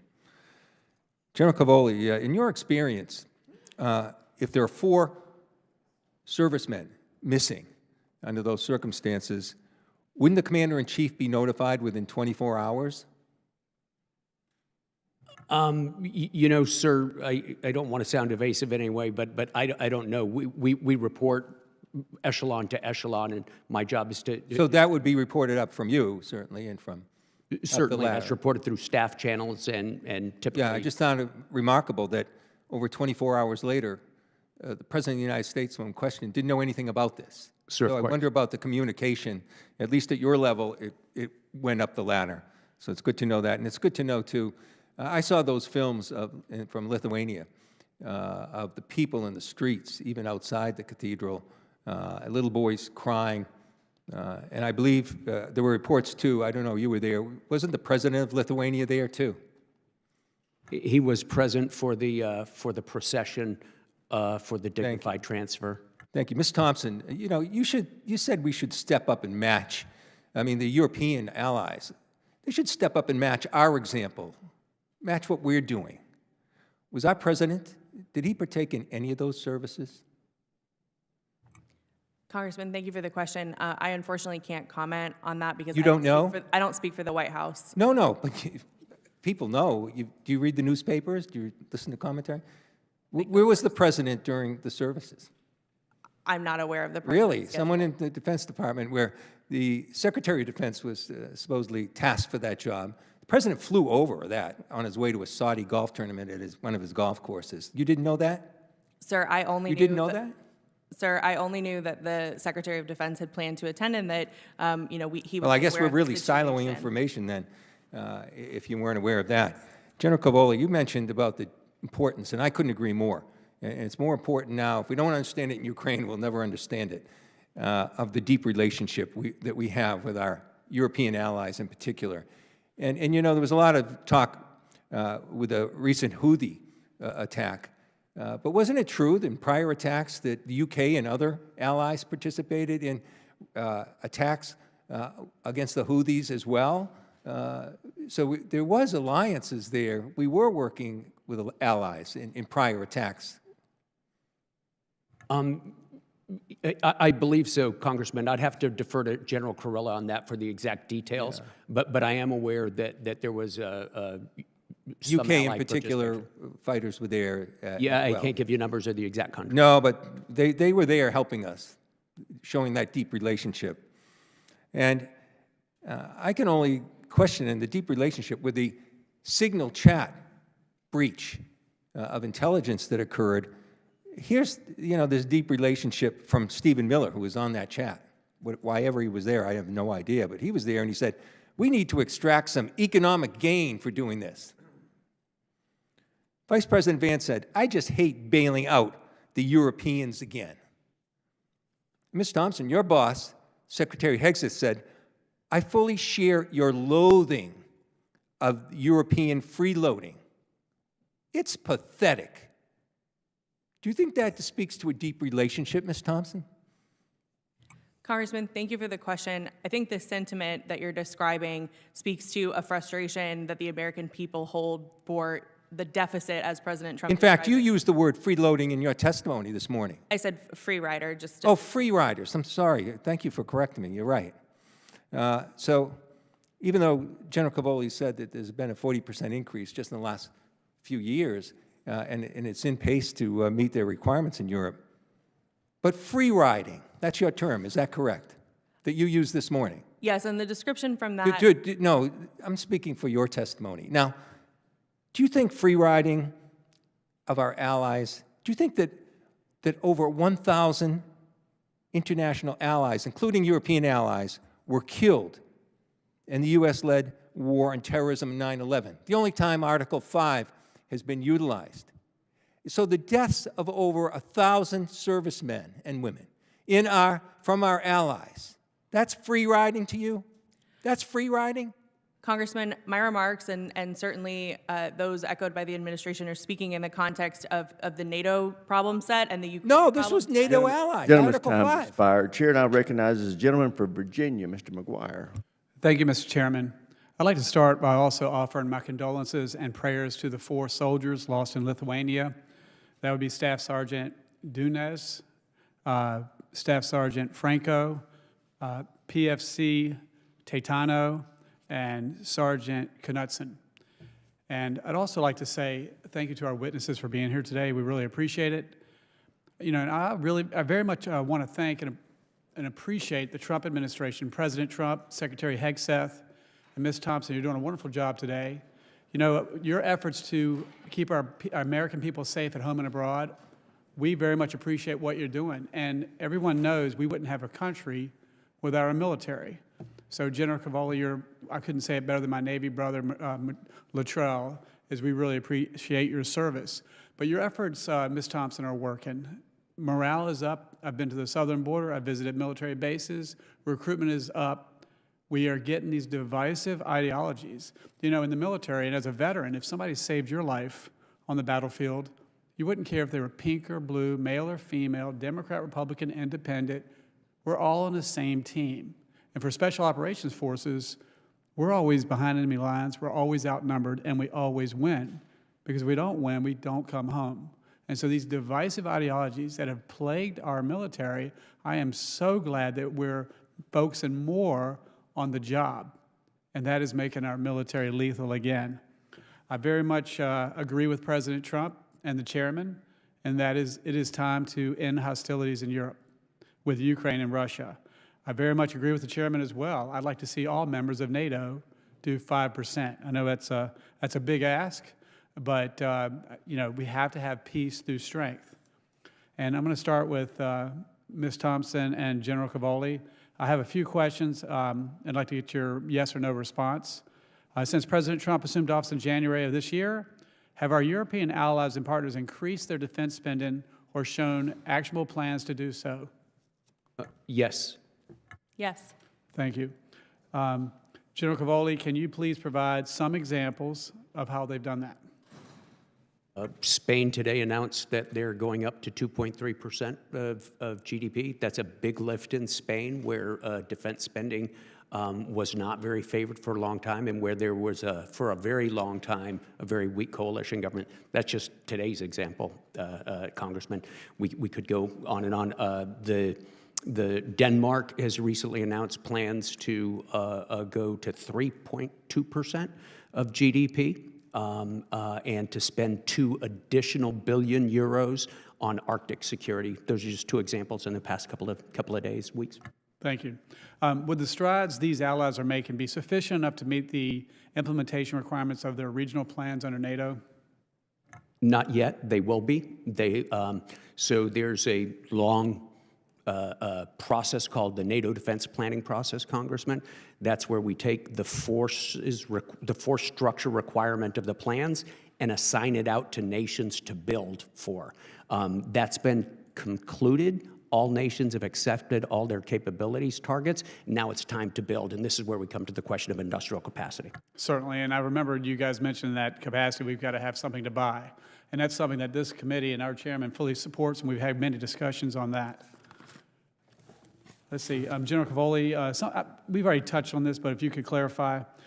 Some of our allies on NATO's eastern flank have demonstrated their commitment to President Trump's call to increase their GDP spending on defense and improve capabilities, including Poland and the Baltic states.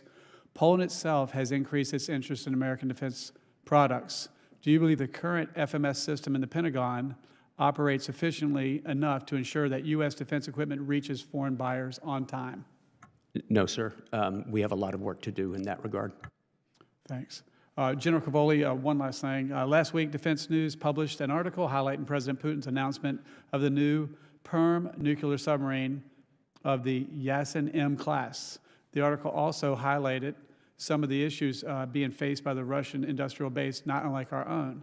Joe Cavoli, can you provide a brief overview of the current state of the Russian undersea capability in your area of responsibility? Could I do that in closed session, please? Sure. Thanks. And then, if you could, just maybe closed session as well, but how does the United States compare to Russia in terms of its undersea capabilities? I am very confident in the United States Navy, sir, but we can go into details in closed session. I appreciate your testimony today, and I yield back. Gentleman yields back. Chair now recognizes the gentlelady from Pennsylvania, Ms. Houlihan. Thank you, Mr. Chair, and thank you all for being here today. And Ms. Thompson, I wanted to start with you. We are here to talk about the European theater. We're here to talk about our commitments to Europe and the NATO allies.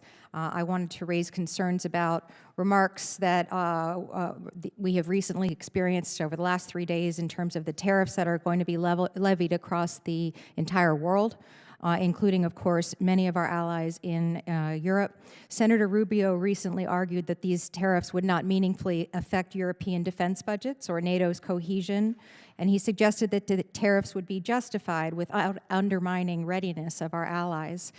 I worry very much that based on your opening testimony, asking our NATO allies to spend more, build more, that tariffs cannot possibly not affect readiness. Can you please expound with me on your perspective from the DoD on how might the imposition of significant tariffs impact our European allies and their ability to meet NATO defense spending requirements as levied by this administration? Thank you for the question, Congresswoman, and it's an important dynamic that you bring up, so I appreciate you highlighting it.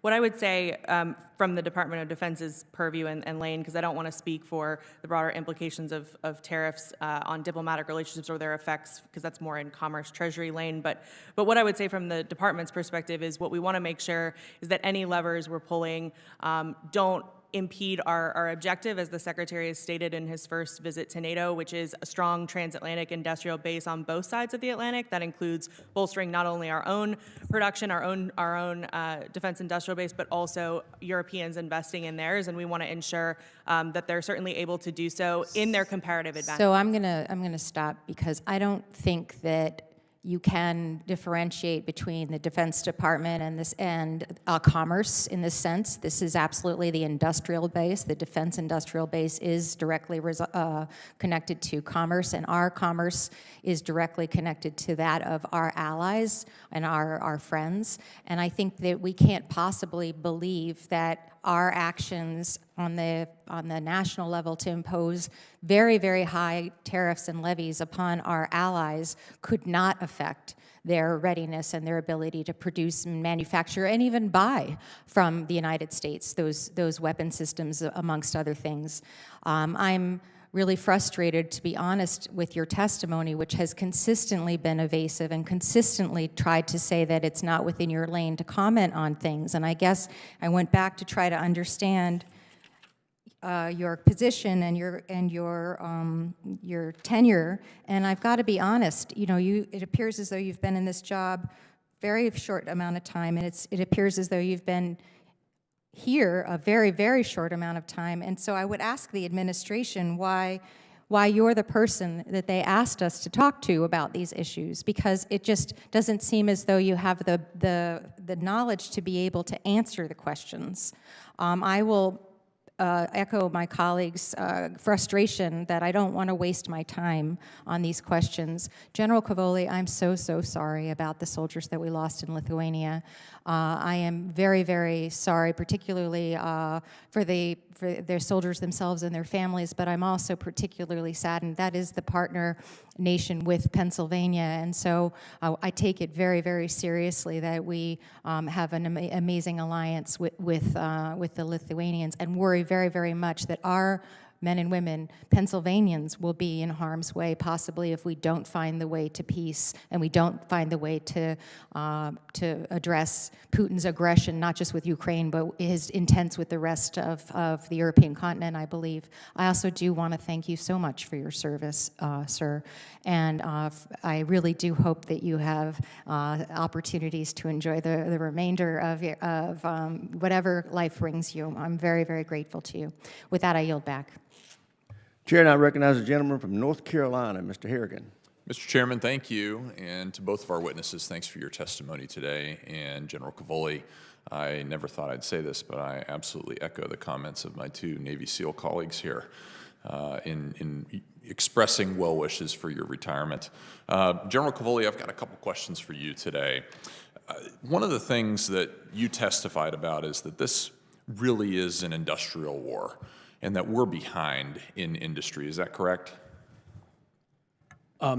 This is an industrial scale war, sir. It's using a lot of old-fashioned equipment that requires heavy industry. And when we look at our own ability, yeah, we need the ability to produce more weaponry more quickly.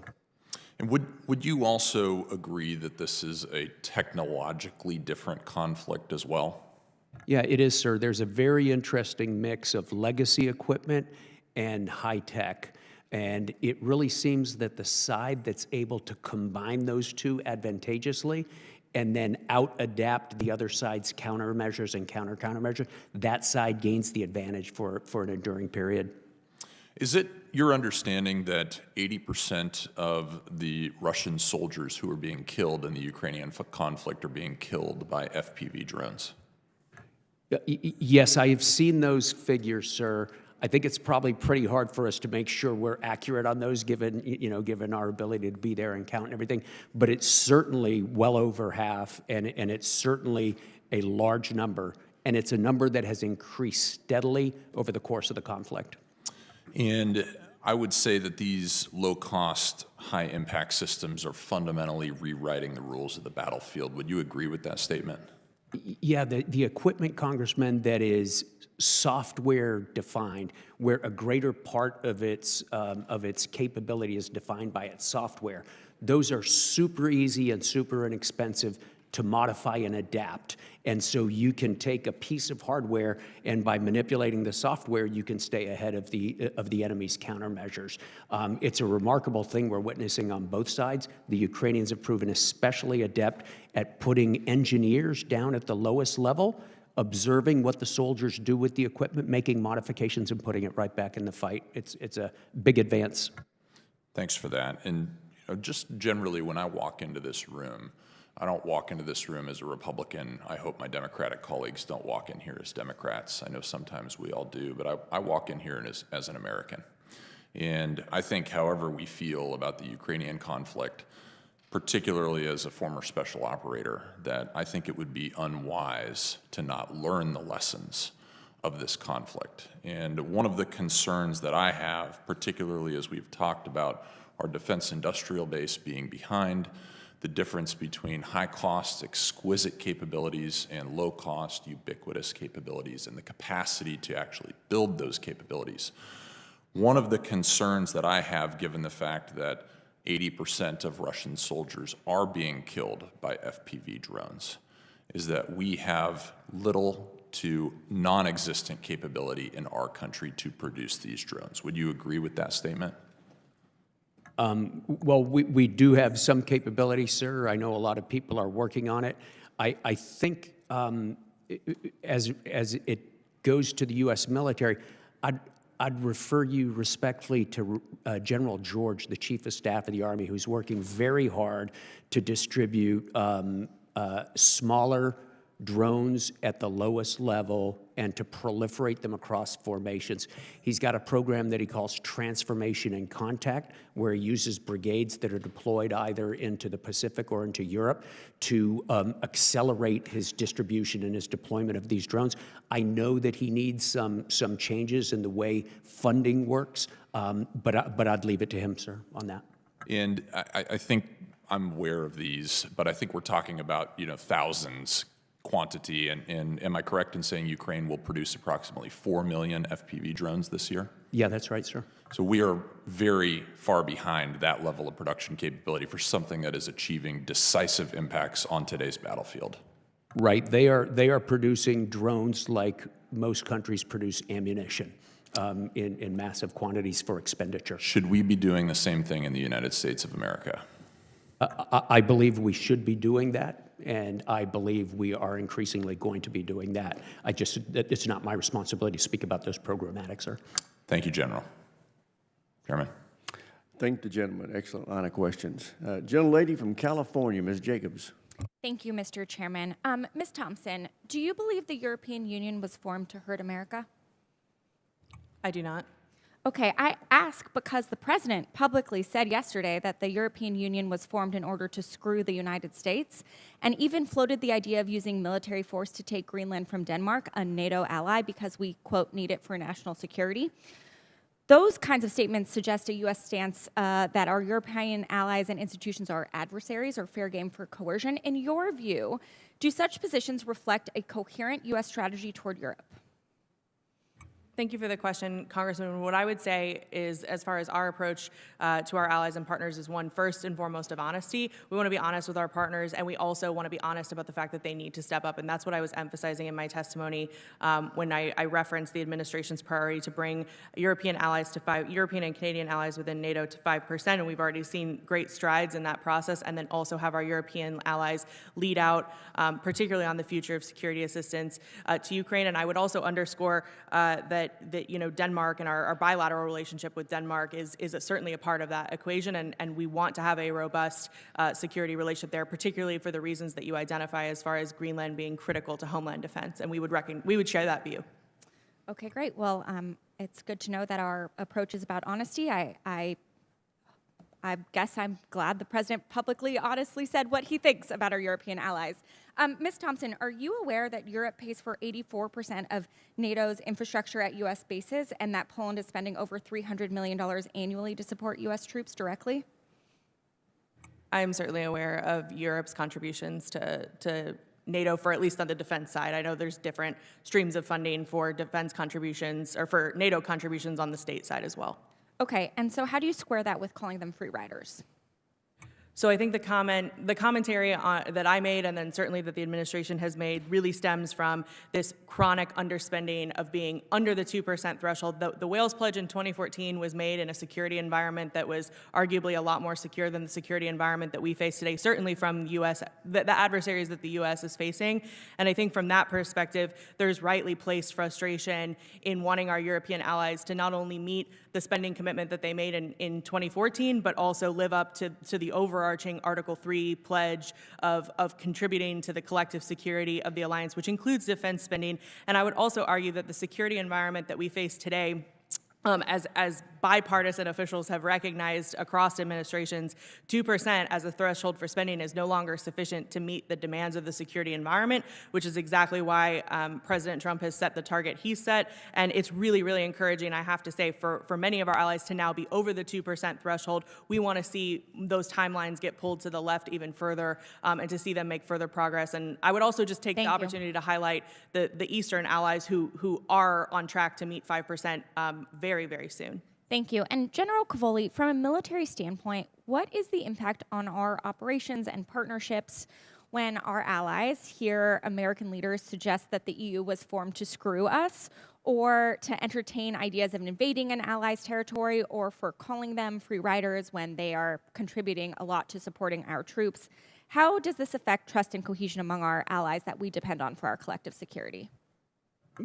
Ma'am, thanks for the question. Clearly, it strays well out of my lane, but I talk to all of the chiefs of defense in Europe all the time, and our military-to-military relationships remain quite strong and are very solid, ma'am. Have President Trump's comments come up in any of your conversations with other military leaders? Rarely. But have they, in the context of Europe, in this being formed to screw them, or what the president is trying to do in Greenland? Ma'am, it's rare enough that I'm searching to be sure to give you a complete and honest answer. I can't remember an instance of that off the top of my head. You know, military guys, we really try to stay carefully to the military construct and to the military lane, because it's not our job in any of the nations in NATO. So I can't think of an example off the top of my head. If I do think of one, I'll be sure to tell you. Thank you. Mr. Chairman, I yield back. Thank the gentlelady. Chair, and I recognize the gentleman from Indiana, Mr. Mismer. Thank you, Chairman. General Cavoli, in dealing with U.S. missile defense and President Trump's Golden Dome executive order, what may not be known is that Europe already has a U.S.-provided Golden Dome in the form of the Aegis ashore sites in Russia, or in Romania and Poland. These missile defense systems have performed well in the Middle East, but the Aegis air defense functionality in Europe is not activated due to regional political concerns. Given the willingness of Russia to deploy novel hypersonic weapons in Ukraine, is it your best military advice that we activate these air defense capabilities to counter that threat? Sir, I have, as the Supreme Allied Commander, made that recommendation to the North Atlantic Council. Thank you. Also, can you explain how the missile defense architecture that we've invested in Europe could protect the U.S. homeland? Oh, sure. So, some of the radars involved provide some of the very first warnings, and there's quite a bit more, but I think I'd be more comfortable discussing it in a closed session, sir. Fair enough. Okay. Given the U.S. increase of the drone threats to critical infrastructure military bases in Europe, how is EUCOM planning to integrate directed energy technologies into its counter-drone defense? First of all, we're eager to do that, Congressman, because a lot of the other kinetic solutions are pretty problematic to use, you know, in congested areas and bases that are in congested areas. We're planning to use a layered defense and a full suite of different capabilities, some of them electromagnetic interference, some of them directed energy, as you said, some of them just kinetic projectiles. It's important to remember that we've got to do that in close connection to civil authorities from the host nation, and each nation has different regulations for spectrum management, for the release of weapons and things like that. So we work through this daily. It's a pretty big initiative.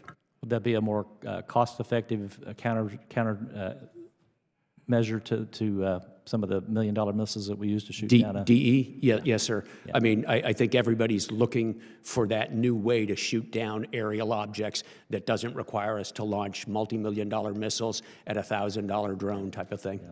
Very good. In my district in southwest Indiana, General Cavoli, the Crane Army Ammunition Activity Mission, where nearly 25% of the DoD's conventional munitions are stored. A large amount of the equipment and munitions stored there has been withdrawn via the Presidential Drawdown Authority and sent to Ukraine. How important is it from a combat commander's perspective that we modernize and restock these munitions storage facilities? Our stockage levels are extremely important to a combatant commander, sir, and to the extent that they're depleted by operations or by donations to another country such as Ukraine, they need to be replenished. There is a program to do that, well funded previously by the Congress, and it's an important thing for us to consider. Okay, thank you. Also, General Cavoli, spectrum is a valuable finite resource that's used by the DoD. There are some in Congress who want to require the DoD to vacate its spectrum allocations. Could you speak to what the impact would be on EUCOM if the DoD was forced to vacate the spectrum allocations, and what would be the effects on missile defense? Yes, sir. So I think most of the discussion is around the S-band, and we use that. I could go in a little bit more detail in classified session, although I'm, not exactly an electrical engineer, but I could talk to you more about it in classified session. It would affect missile defense and air defense. That would affect the potential for defending our country in Europe and the continental U.S. as well. Okay. That's right. Yeah. Very good. I'll yield back the rest of my time. Thank you. Gentleman yields back. Chair, and I recognize the gentleman from Colorado, Mr. Crow. Thank you, Chairman, and thank you both of you for being in here today. I wanted to join my colleagues in expressing deep sympathies for the families of those service members who we lost in Lithuania. And General Cavoli, thank you for responding very rapidly and working with our allies to make sure that we had recovery operations going. And I also want to join my colleagues in thanking you for your incredible service during your tenure. You met challenges throughout Europe that we haven't seen since World War II. You did so with extreme competence, diligence, and discipline, and that was seen by many folks on the Hill as well as our allies, and we are very grateful for your leadership.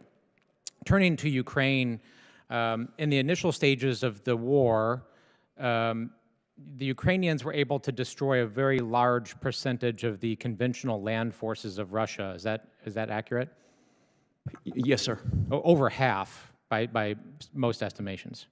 Right, would have to think of it as a rolling figure because they were growing at the same time as they were losing. But yeah, those are about the kind of numbers. We're looking at about almost 4,000 tanks, Russian tanks, destroyed by Ukraine in this. But since that time, Russia has, with surprising speed, been able to recapitalize and rebuild both its industrial base, but also its conventional forces, and replace a lot of that equipment and personnel. Is that accurate? Absolutely. How would you characterize China's involvement in that recapitalization, both the industrial component as well as the military component? We could talk a lot more about this in closed session, sir, and perhaps we'll have the opportunity to. But there has been contributions. Some of them have been indirect by absorbing much of Russian-sanctioned oil exports and gas exports. They have been able to continue to provide funds that have enabled Russia to continue to build their military. Some have been more direct. Some have been through commercial ventures that may or may not be supported by the Chinese Communist Party. And beyond that, I think I'd be safest to talk to you about it in closed session, sir. So, and we'll convene in closed session, but both directly and indirectly, economically, and to some degree militarily, China has chosen sides here. Oh, certainly. I think there's an important side note, Congressman. Sometimes I've been asked, well, they're only giving them moral support, and I typically respond, but that's the most pernicious type of support. But it's more than moral support, would you say? And it is. Yes. Okay. So they have determined that it's in their interest to support Russia in this conflict. It would appear so. Okay. Ms. Thompson, this administration has taken a hard line on China in a number of big ways, trying to reestablish and balance that relationship. Would you agree that China has chosen sides in the Russia-Ukraine conflict? Thank you for the question, Congressman. Yes, with the caveat, right, that you highlighted, which I think is actually really, really important, in that it aligns with their interests. Insofar as perpetuating this conflict or other conflicts aligns with their interests, I think that's where we will see the adversary alignment, and that's why it's so important from the context of this administration, right, to get the work streams correct so that the U.S. can focus on deterrence in the Indo-Pacific, avoiding conflict there, while our European allies really step up. The Chinese have determined it's in their interest to support Russia both directly and indirectly. I would echo General Cavoli's comments. It appears so. Okay. So given that, would you agree that it's in our interest to support Ukraine if China has determined it's in their interest to support Russia? I would perhaps take it a step further, Congressman, depending on how you look at it, which is I think that's the impetus for trying to get to peace in Ukraine so that we don't continue to burgeon that relationship or continue to allow the interests to overlap, particularly given the situation, and I know I don't speak for Indo-PACOM, but particularly given what You're not we're willing to say, though, it's in our interest to ensure Ukraine is successful in this conflict. From our vantage point within the administration, I think that's why the prioritization imperative is placed on peace.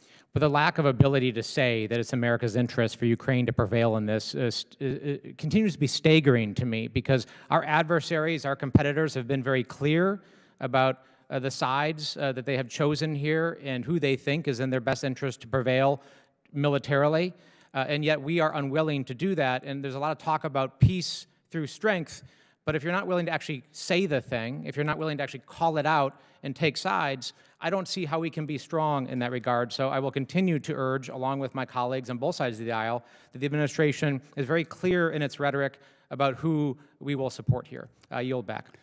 Gentleman yields back. Chair now recognizes another Coloradan, Mr. Crank. Thank you, Mr. Chairman. I appreciate it. General Cavoli, thank you for being here. Most Americans probably aren't aware that some of the first shots in the Russian invasion of Ukraine were in space, when Russia knocked out a satellite network providing communication support to Ukraine. And according to a recent report, Russia is fielding new anti-satellite weapons, expanding on-orbit counter-space capabilities, and training in military space elements to combat the United States. According to General Whiting, commander of U.S. Space Command, quote, "Winning the space fight is foundational to defending the nation," unquote. Can you provide an update of the role that on-orbit warfare is playing in your theater? Sure, Congressman, with the caveat that I think, as you know, it's really hard to talk about space operations and capabilities in open session. Sure. So if you'd like to talk about it a little bit more in closed session, we could. I would also refer you to General Whiting and to General Saltzman, who are genuine experts in this question. I'm a customer. I'm a consumer of their efforts. Yes, our space capabilities are absolutely essential to the way we do operations. Our adversary space capabilities are absolutely essential to the way they do operations, and they understand how important space is to us. So it is very much a contested environment, a contested capability, and I'd be delighted to talk more about it in a closed session, sir. In your opinion, are Russia and China's space-based capabilities stronger, weaker, or the same compared to the start of the war in Ukraine? They grow constantly. They are both working very hard to improve their capabilities and to expand their capacity, and they have been doing that with the war in Ukraine, and I imagine they would have without the war in Ukraine as well. Okay, and then finally, in your testimony, you highlighted how EUCOM partners with Cyber Command to, quote, deter advanced persistent threats, unquote. Can you describe where those threats come from and what they're targeting? Yeah, there are non-governmental threats, sir, right? Criminal activity, ransomware, and things like that, that have national security implications, and so they matter to us. We help our allies with defending against those. There are also state-based threats, and each one of our main adversaries, that group of 4 that I named in my opening statement, each one of those is quite active in the cybersphere. How can Congress help strengthen your hand in those fights? Sir, by supporting U.S. Cyber Command. All of their subordinate organizations have relationships with the combatant commands. 16th U.S. Air Force is my cyber component for EUCOM. That makes a big difference when you support Cyber Command. Also when you support the National Security Agency, because that work is so closely tied to cyber work. Thank you. I'd like to thank both of our witnesses for coming today, but for your service to our country and for all that you do to keep us safe. Thank you, and I yield back, Mr. Chairman. Gentleman yields. Chair now recognizes Mr. Ryan from New York. Thank you, Mr. Chair. Thank you both for being here. General Cavoli, I want to add to the well-deserved praise and recognition. Couldn't imagine a more critical time for your leadership and could not imagine a better leader, and the whole country is thankful to you, and I think just want to, on behalf of my constituents in particular, thank you. Your leadership, not only as EUCOM commander, but as SACUR, has been indispensable. And as I'm sure everyone in this room knows, that position has a deep historical significance, starting with General and ultimately President Eisenhower as our first Supreme Allied Commander, in a way that is truly staggering to all of us, including, the chair has weighed in on this as the ranking member and many others. The plan that was floated in March to restructure combatant commands and give up U.S. command of that role, I think would be a massive step backwards. You've talked a little bit about it in front of the Senate last week. One of my colleagues from the other side of the aisle, Mr. Bacon, has said, quote, "It signals a weakening commitment to NATO, and I think it's wrong." Former SACEUR Admiral Stavridis said, "For the United States to give up the role of Supreme Allied Commander of NATO would be seen in Europe as a significant signal of walking away from the alliance." Can you speak a little bit about, given your unique view into that role, how would Russia and Putin specifically view us backing away from that role? Thanks, Congressman. First of all, thanks for pointing out the role General Eisenhower had as the first SACEUR. You might imagine his likeness, his photographs, busts of him are all over the headquarters. There's one sitting behind my desk that looks over my shoulder, checking my homework every day. So if you want to feel a little bit of pressure ever, just take a job that Ike had. Big shoes to fill, indeed. Yeah, everybody relies on SACEUR. Our allies want American leadership. Our allies would like to have an American as SACEUR. From our perspective, we gain quite a bit of influence from it, right? I have a very loud voice inside Europe as a result of my position, and I think those are to our advantage. Of course, what the United States decides to do is always going to be a policy matter, and there are other considerations that our civilian leaders will take into consideration as they think about these things. What do the Russians see? You know, I think that of all the nations in the alliance, the Russians have the most respect for the strength of the U.S. military. They respect all the militaries, and especially the collective military, but we are the military that stands out as something for them to worry about. And so an officer who has the ability to command U.S. forces probably is a bigger problem for them than not. I can only imagine, truly, what General and former President Eisenhower would think about us even considering walking away from that position. I think it's embarrassing and pathetic, which leads me to my follow-up question for you, Ms. Thompson. Given your opening, albeit very short and heavy on buzzwords, posture statement, where you use the term factory reset, which I have no idea what that means in the context of something so critical and nuanced as what we're talking about. But given that, I wanted to ask you what you mean by that. And specifically, in January of this year, actually, January 2025, Senator Mike Lee called explicitly for the United States to leave NATO. Is that correct? Again, I represent... Would you know, since you were his national security advisor up through January? I left on January 20th, 2025, so if it was after that, that was not something that I would have seen. Well, do you think we should leave NATO then? Again, I represent the Department of Defense. I can only speak on behalf of the Department of Defense, and Secretary Hegseth has been very clear we are not stepping away from So what NATO. does he mean then on behalf of the Department of Defense by factory reset? Is it us walking away from the leadership of NATO, and you heard some of the consequences of that? Is it us abandoning NATO? At a minimum, if we're going to make such a major change, I know you're doing your posture review, but I think we owe the American people a transparency around something that would be so impactful to our security. So first and foremost, on the SACEUR question, if the question is the department considering that change, my definitive answer is no.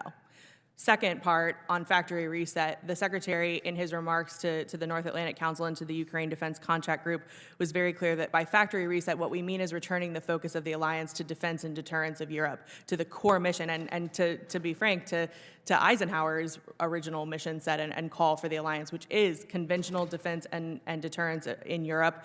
Certainly that's what we are expecting of our European allies, with the U.S. as the nuclear strategic deterrent backstop as well. But factory reset really does mean returning to the core fundamental mission of the alliance, which is defense and deterrence of Europe. Gentleman's time's expired. Chair now recognizes a gentleman from Arizona, Mr. Amadei. Thank you, Mr. Chairman.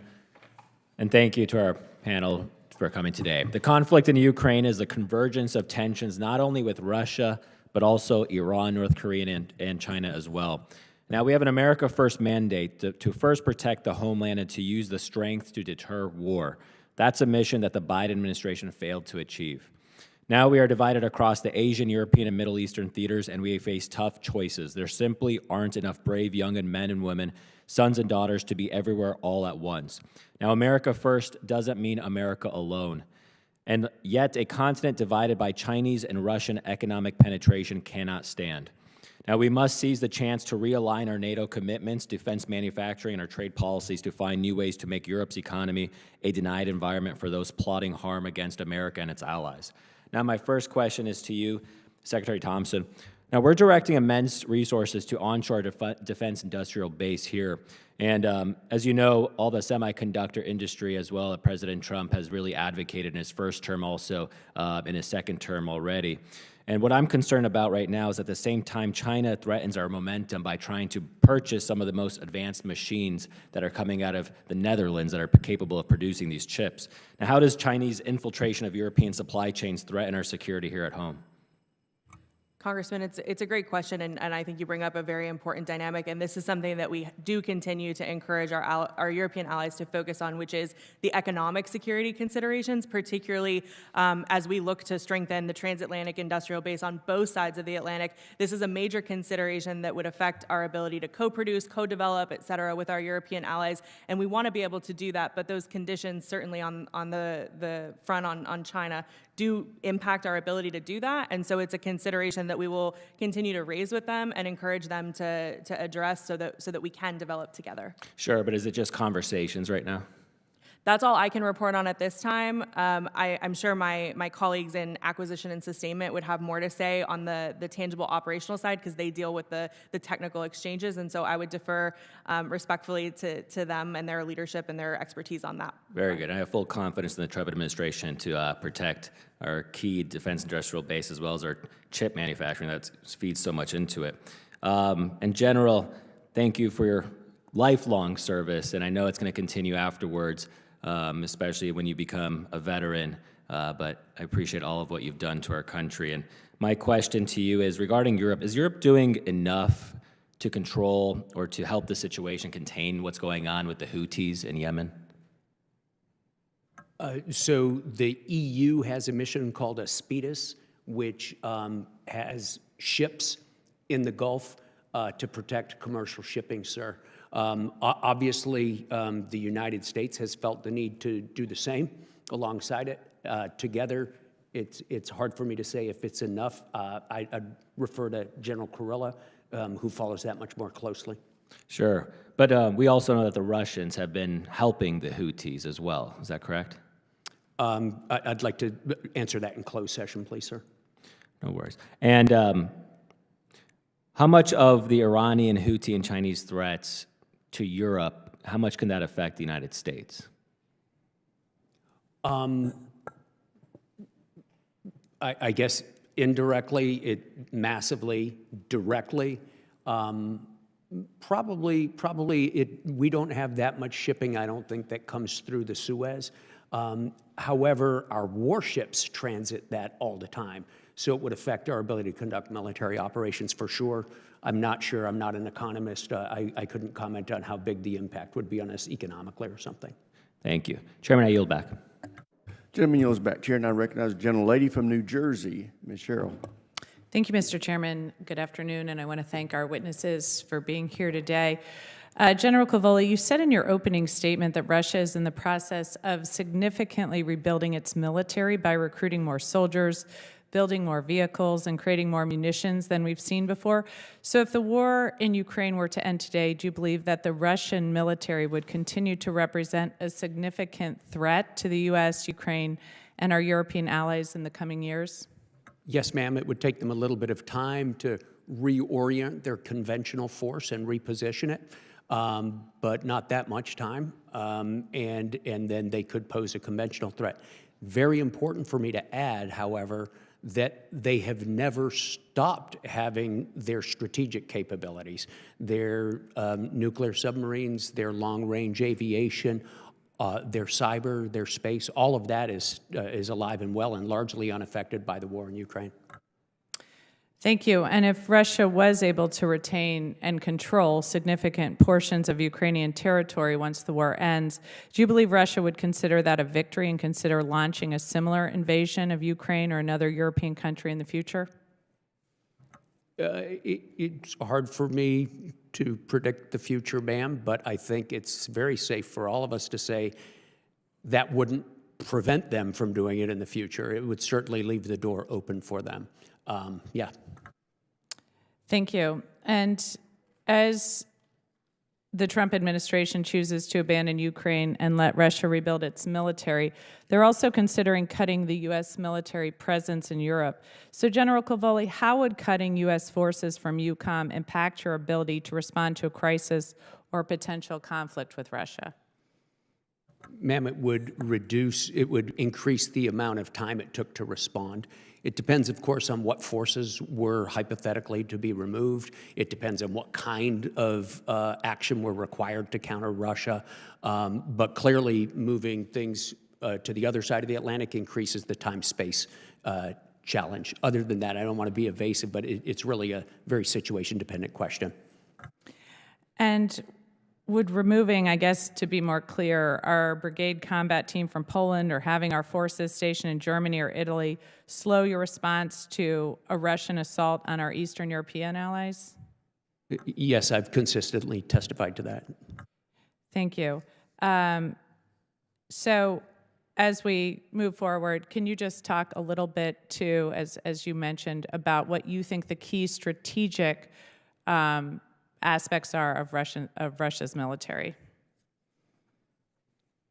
So in the broadest sense, ma'am? That provide the biggest threat to the United States? Yeah, their nuclear arsenal. What about their cyber capabilities?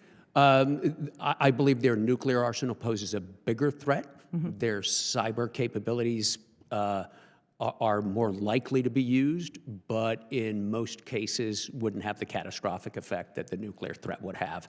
But of course, that again depends on what nuclear weapons we're talking about, what cyber attacks. But in general, I would say the nuclear capabilities, and then I would say the space and cyber, sort of on a level. But conventionally, their strategic advantage continues to be mass, that they can put in direct proximity to NATO forces that challenges us to respond in time across the spaces required.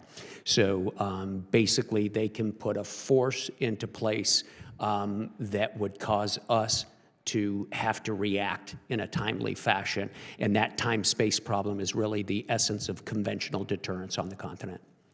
And given the recent conflict in Ukraine, what has been what will be the hardest for Russia to rebuild in the aftermath of that?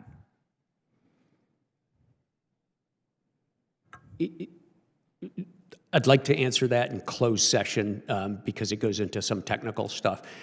What I can say is I don't think it's that hard to rebuild their mass.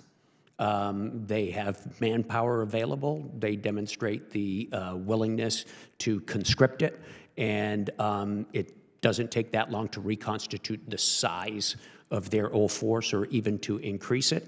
They still have equipment and storage that they could pull out and renovate, and they have increased their ability to produce legacy hardware, tanks and armored personnel carriers and things like that. So there are some things that are easy. The things that are hard, it'd be better to answer in closed session, ma'am. Thank you, and I yield back. Chair, I'm recognized as a gentleman from Guam, Mr. Moylan. Thank you, Mr. Chairman, and as my colleagues did, I also would like to start in recognizing the 4 soldiers that were lost on March 25th in Lithuania. Mentioning their names, Staff Sergeant Troy Nooksum Collins of Battle Creek, Michigan, Staff Sergeant Jose Duenas of Juliet, Illinois, Staff Sergeant Edwin Franco of Glendale, California, and Private First Class Dante Titano, a son of Guam.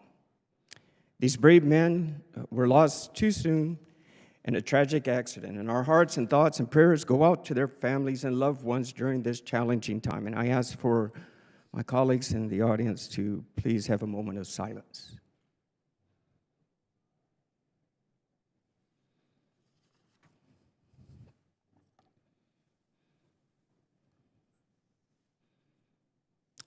Thank you. Thank you, Mr. Chair. And for my first question, General Cavoli, last year we had a discussion, and I thank you for that, and I truly appreciate, sir, your service. And I understand what you're going through with the EUCOM, and you're doing a fantastic job, sir. And previously, we talked about how the U.S. territories in the Pacific will seek their protection with Article 5. But that's not the case and would not. But however, Article 4 gives the authority for consultation and non-obligated support. Just want to know on your what the situation now we have with EUCOM situation, our strategic situation, are our allies, sir, still willing to support us in the Pacific? And with your experience through this situation, how can we better coordinate with your partners on security cooperation and international organizations and regional security in Pacific and Asia? General? Thanks, Congressman. First, thanks for your kind words about our servicemen. Yes, so many of our European allies have direct security interests in the Indo-Pacific. France has possessions there, the UK, so they have direct interest, and they do have military presences abroad there to help those up. They also do stage exercises in order to make sure they maintain the defense of their territories. They also work very closely with the Department of Defense and with U.S. Indo-PACOM to coordinate occasional presence. A UK aircraft carrier is about to start a global mission. They are going to go through the Indo-Pacific. They are going to do so in close coordination with Admiral Paparo. So this gives us additional capacity out there as they come and go, and they continue to do that. However, the alliance is focused on the defense of the alliance territory as defined, as you pointed out, in Article 6. That does not prevent them from operating outside my AOR. SACIR's AOR does not include the United States, but the only time the alliance has declared Article 5 in its history was the morning after 9/11, when they declared that it was an attack on all of us and sent NATO AWACS planes to help our Operation Noble Eagle to defend our skies in the aftermath of those 2001 terrorist attacks. Thank you, General. And also with the expansion of the ballistic missile system we have in Yukon, I'm wondering, especially with the Aegis ashore and the sites in Romania and Poland, the Golden Dome that we're looking at, what is this experience and these lessons learned that we can reflect to help us in the Indo-PACOM area? So at an unclassified level, we're able to collect an awful lot of information about adversary rockets and missiles during the course of the conflict in Ukraine. A lot of that is given to us by our Ukrainian colleagues. You know, we gave them radars to defend themselves. They give us back invaluable data that we're able to study. So that's only one example, sir. Thank you, General. Ms. Thompson, just one quickly. We just got a few seconds. Appreciate what SecDef is doing. And he went to EUCOM for a specific reason. Where did he go next? I believe he went to the Indo-Pacific. That's right. I got to visit him there. Who was the last SecDef that came to the Indo-Pacific, to Guam, before our current Secretary of Defense? I actually don't know off the top of my head, but I know it has to have been 10 years at least, At right? least. It was Rumsfeld. Oh, that's I'm right. glad the interest of the United States for our Secretary of Defense is going from not just from the West Coast to the East Coast, but from the Atlantic to the Pacific. So I thank you. Thank you for your testimony, General. Sir, thank you. Gentleman's time's expired. Chair now recognizes the gentleman from California, Mr. Cisneros. Thank you, Mr. Chairman, and I also want to give my prayers and sympathies to the families of the service members who lost their lives. And General Cavoli, thank you for your years of service as you kind of approach the end of a fantastic career that you've had. So thank you, sir, for everything.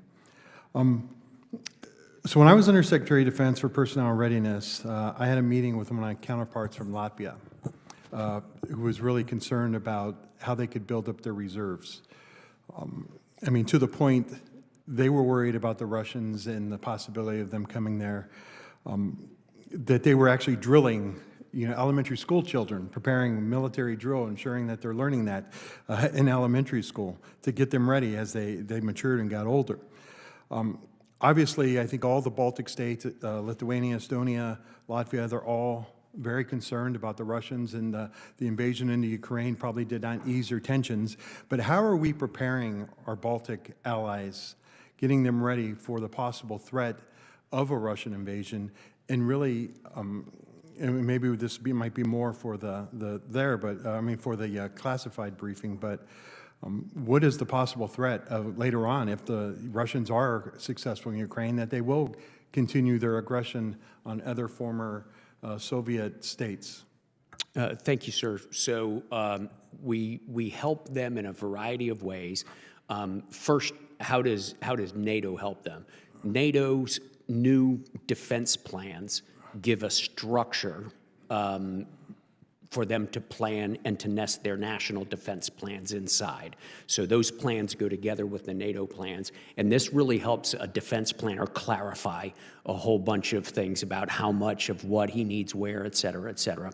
Second, the command structures that have been outlined and the relationships that have been outlined as a result of the plans or inside the plans gives them permanent relationships for units to build readiness with and headquarters to build procedures with. So that's one big advantage that helps them a great deal. Bilaterally, we work very closely with those allies because they're so intent on buying American stuff. So it's one thing to buy a HIMARS. It's another thing to know how to use it. That's pretty simple. But it's another thing entirely to know how to integrate that capability into your warfighting methodology.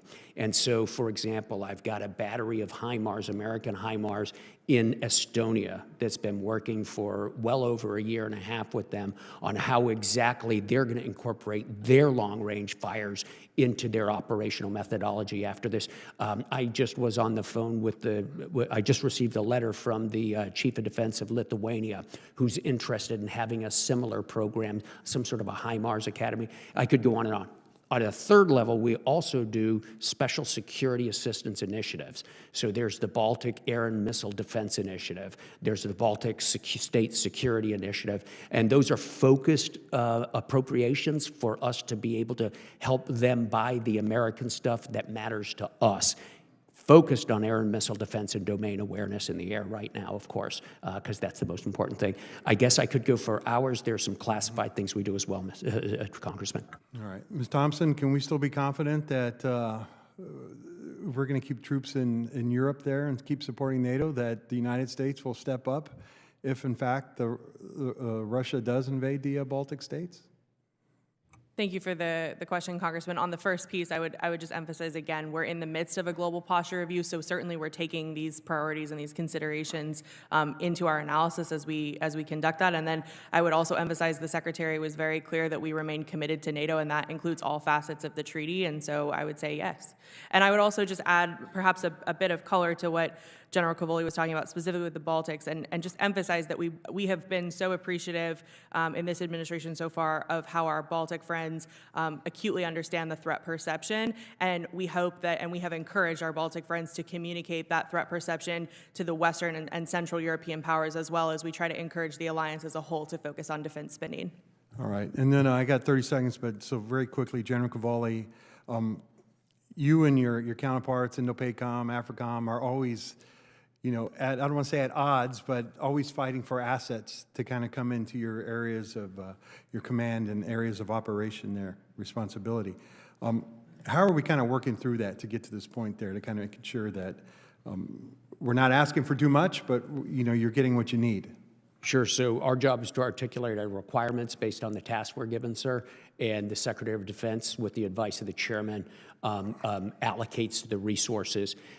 There's another step, though, right? Eric Carrill and I have known each other our whole lives.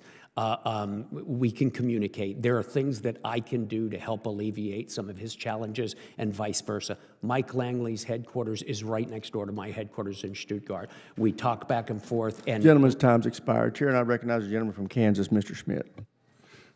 Thank you, Mr. Chairman, and I'd like to add my condolences as well to those expressed by my colleagues, to the family, loved ones and friends of the lost soldiers. And General Cavoli, from the home state of the first Supreme Allied Commander, General Eisenhower, I'd like to extend our congratulations and gratitude to you for your service, and would just note that we have had an unbroken line of American leadership at the top of NATO from its inception, and I, for one, expect and hope that's going to continue into the foreseeable future. But we are engaged in I'll call it a public rethinking of America's role in the world. Everybody in this room certainly spends their lives, their careers, their talents focused on this at a granular and strategic level every day, but because we've been effective at that for so long, many Americans have not had to engage in those discussions out and about, and their support is critical as we make the decisions that move us ahead. So with that in mind, General, I'd like to ask a couple of questions that are intended to inform the public discussion, not only the particularized discussion. Can you talk for a bit about the level of importance, the nature of importance of continuing to have a heavy ground presence on the European continent in terms of our security planning going forward, whether it's armor, infantry, or otherwise? Sure, sir. So the alliance, we collectively require a heavy ground presence. That is specifically to be able to overcome that singular Russian advantage of being able to put its forces on our borders as an alliance before the initiation of hostilities. That causes a time-space problem for us in terms of reinforcing. So the positioning of this large force has to be appropriate to the situation, right, to the level of threat. Whether that ground force comes from America or someplace else is really, SACEUR doesn't care as long as it functions. There are some capabilities that the U.S. is very careful to make sure we continue to contribute because they're exquisite and in some cases unique, and we understand that, and those will have to be there all the time otherwise. So the question is, what is the preponderance of U.S. versus other nations' heavy ground force that is committed? That's something we balance all the time, and that's something that will change as our European allies pick up the capabilities targets we've just assigned them in the NATO defense planning process and commit the money that they've devoted in a profitable and a productive acquisition program to get the stuff they need. Thank you, General. And at risk of sounding like I'm reading from the history books, I'm old enough to remember Saddam Hussein's invasion of Kuwait, and if my memory is correct, it was our ability to rapidly move the 7th Corps from Europe to the Middle East that allowed us to launch Desert Storm with the rapidity that we did. Can you speak a little bit, your point about whether there are American heavy ground forces or European allies in Europe, how does having American heavy ground forces pre-deployed in the European theater affect our planning and our ability to respond to American interests in the Middle East or in other proximate areas outside of Europe immediately? It's fundamental to it, sir. There are three principal components of it's important to us: access, basing, and overflight. So our ability to base our forces someplace and to have the ability to access those forces to deploy them, and then to have the agreements to overfly nations. All of those things happen. They're usually based on pretty deep relationships. If you want it to be there when you need it, it's got to be, you have to have prepared for that moment. So those three things, access, basing, and overflight, are really a shorthand way of saying that gives us the ability to put forces forward in readiness, waiting to be deployed. Now, to what extent do we need to do that? That's largely a policy question, but that is the strictly military advantage of having forces forward for our own purposes. We do deploy them all the time. We've been, leaning toward and then backing off of non-combatant evacuation operations throughout the Mediterranean area for a couple of years. We provide forces on short notice to General Kurilla to be able to use in Central Command. I could go on, but I hope I've answered your question. Gentleman's time's expired. Chair now recognizes the gentlelady from New Hampshire, Ms. Goodlander. Thank you, Mr. Chairman. I want to begin by joining my colleagues in expressing my heartbreak over the loss of our 4 fallen service members and my sincere condolences to their families. I also want to join in expressing my gratitude to you, General, for your long and faithful service to our country. We don't agree always in Congress. We often disagree these days. But one thing I want to say at the outset is we've heard a lot of noise, but we've actually heard a lot of agreement in this hearing from across this dais. Agreement on basic principles and commitments that I think are worth reiterating because people from Warsaw to the Kremlin should hear it loud and clear. Does the United States of America have a national security interest, General, in the survival and the strength of the NATO alliance? I believe it does. And Ms. Thompson? Yes, ma'am. And what about the survival and strength of our European allies, including Ukraine? Yes. Yes. Thank you. I think it's important that we reiterate these basic principles. And General, could you elaborate on what is the nature of that national security interest that we have in the NATO alliance and in the survival and strength of Ukraine? Yes, ma'am, absolutely. So a lot of the interests are a lot of the benefits are rooted in common interests, common values, common histories, things like that.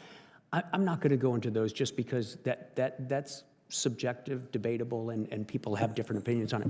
As a military matter, some of the most advanced militaries in the world are in the NATO alliance. And some of the militaries in the world that we can be surest will work with us and are militarily interoperable with our forces are in the NATO alliance.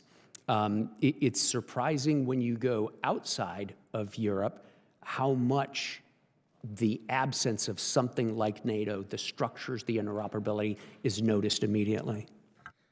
Thank you, General. This may be more for a closed setting, but you shared with us in your written testimony and several times today that Russia's war in Ukraine is the most visible sign of Moscow's great power ambitions. So I want to give you an opportunity to tell us a little bit more about how you think about Vladimir Putin's ambitions. What would satisfy Vladimir Putin? Would taking the eastern half of Ukraine satisfy his ambitions, or would it embolden him? Well, I think if we go back and look at the history of his tenure as the president of Russia, you can follow his ambitions. They're pretty consistent, but they expand.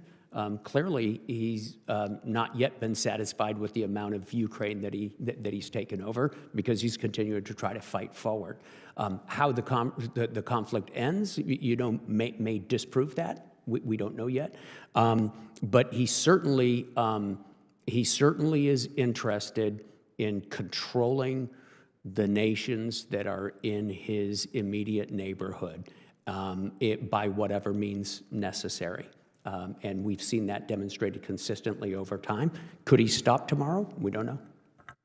General, you testified to the importance of our intelligence cooperation with our European allies and with Ukraine. You said that our ability to gather intelligence is enabled by enduring relationships that cannot develop episodically and that must be sustained. Can you, as someone who comes from the intelligence world, thank you for recognizing the important role that our intelligence cooperation plays. Is pausing our intelligence cooperation with European allies a good thing for America's national security? No, we want continuous sharing of intelligence. We normally do it, as you know, ma'am, on a bilateral basis.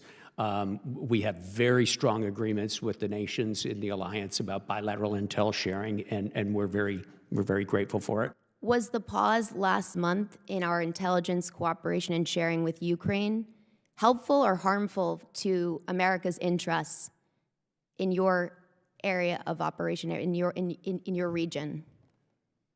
That one I have to answer in closed session, ma'am, because I just have to answer that one in closed session. Thank you, General. With that, Mr. Chairman, I yield back. Gentlelady yields back. Chair now recognizes gentlelady from Maryland, Ms. Elfreth. Thank you, Mr. Chair. And in general, I too echo my deep condolences for the lives lost and service members and their families, and echo my colleagues in congratulations and thanks. As the daughter of an entryman, he only retired as an FSC, but I greatly appreciate your 38 years of commitment to this nation's security. It doesn't go unnoticed from this committee, so thank you very much. Not to correct you, ma'am, but there's no such thing as only an SFC. I think my MLA might agree with you. So I want to dig in, General. You mentioned the contributions of our allies in your command, in EU-COM, such as Poland, as to the security of Europe and the subsequent security of this nation. You also mentioned Denmark as recently increasing its financial contributions here, but also critically expanding its patrol of the Arctic. Can you please just briefly expand on the importance of that particular allyship with Denmark? Sure. Yeah, Denmark, ma'am, is one of our strongest allies. The bilateral relationship, from the Danish perspective, is far and away their most important bilateral security relationship. I've known the Prime Minister of Denmark for quite a while, and she would initiate any conversation with that comment. They have been very reliable allies. They've got a high-tech military, not a big one, but it's high-tech. They have extremely competent special forces and naval special forces, and they contribute those liberally to the operations under my command as the Supreme Allied Commander. So, yeah, very strong ally. We love all our allies, but I would say that Denmark's a very strong one. You don't have favorites, but I appreciate that. Ms. Thompson, reflecting on that, wouldn't you agree that the president's threats to possibly utilize military force to seize Greenland, a territory of Denmark, could only threaten that key allyship and, again, our shared ability to address the threats, particularly from Russia in the Arctic? Thank you, Congresswoman. What I would say is I would focus on the bilateral relationship piece that General Cavoli hit on. I think that there's a lot of cooperation here, including on Greenland, in particular on the landmass. Particularly, we already have space capabilities there, and I think that there's opportunities. And the Secretary and his pull aside with the Danish Minister of Defense had a really positive conversation about where we could take the bilateral defense relationship. So I think there's room for growth and positivity there. Okay. General, you've shared that Russia poses a chronic and growing threat, and that they are focused on a, quote, campaign of destabilization across your command. You also spoke about the intersection of how you work with the other combatant commands, particularly around the Mediterranean. I want to switch our conversation to yet another domain, that being of cyber. And can you help us better understand the cyber wars that Russia is waging against Ukraine, our allies in NATO, your command in Europe? And can you speak to your collaboration with Cyber Command, which is headquartered just a stone's throw from my district? Yes, ma'am. I think the simplest way to get at this question is to describe roughly the two buckets in which we can consider Russian cyber operations to fall, right?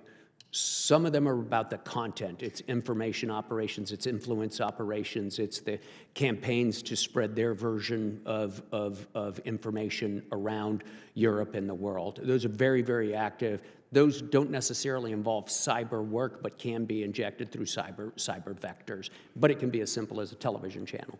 On the other hand, there's also the technical cyber work that they do, which is designed to penetrate our networks, to get into systems, to produce effects. Sometimes it's to take information, and sometimes it's to leave us problems. And they do a lot. I depend very, very heavily on U.S. Cyber Command through 16th Air Force in order to be able to combat those things and to help our allies combat them. Thank you very much. And Ms. Thompson, wouldn't you agree that the continuity of leadership and expertise for any command, but particularly when it comes to combating cyber war, is essential to the security of EU-COM and our national security? Just yes or no? Yes. Okay. I would contend that the recent firing of a four-star general, commander of U.S. Cyber Command and National Security Agency Director General Timothy Howe, with no succession plan, in place and no word if his replacement poses a significant threat to EUCOM, Ukraine, NATO, and our homeland. Can you please speak, Ms. Thompson, briefly to the Secretary's timeline in announcing the replacement for Cybercom? Thank you, Congresswoman, for the question. I have to say I'm not privy to those decisions, and it's outside of my jurisdiction in international security affairs. What I would say is, obviously, Cybercom, as you've pointed out, is essential to not only the EUCOM AOR, but also Homeland Defense, which is a major priority. So I would just leave it there. Thank you. I would contend this is an astonishing volatility and lacking continuity. It's posing a real threat, unnecessary threat to our national security. Thank you, Mr. Chair. Chair now recognizes the gentleman from California, Mr. Tran. Thank you, Mr. Chair. And I, too, am very saddened by the loss of our soldiers, and I send my condolences to their family. General, I salute and thank you for your years of service. Thank you so much, and appreciate you both being here to testify today. Tariffs have been in the news a lot lately, with President Trump levying tariffs against our allies and adversaries alike. Like many people, I am deeply concerned about how these attacks will impact our military and diplomatic partnerships with our closest allies and partners. Ms. Thompson, with the Trump administration's imposition of tariffs on EU goods, which I expect could disrupt global supply chains critical to American defense manufacturing, how is EUCOM preparing for possible delays for cost increases in defense equipment sourced from Europe?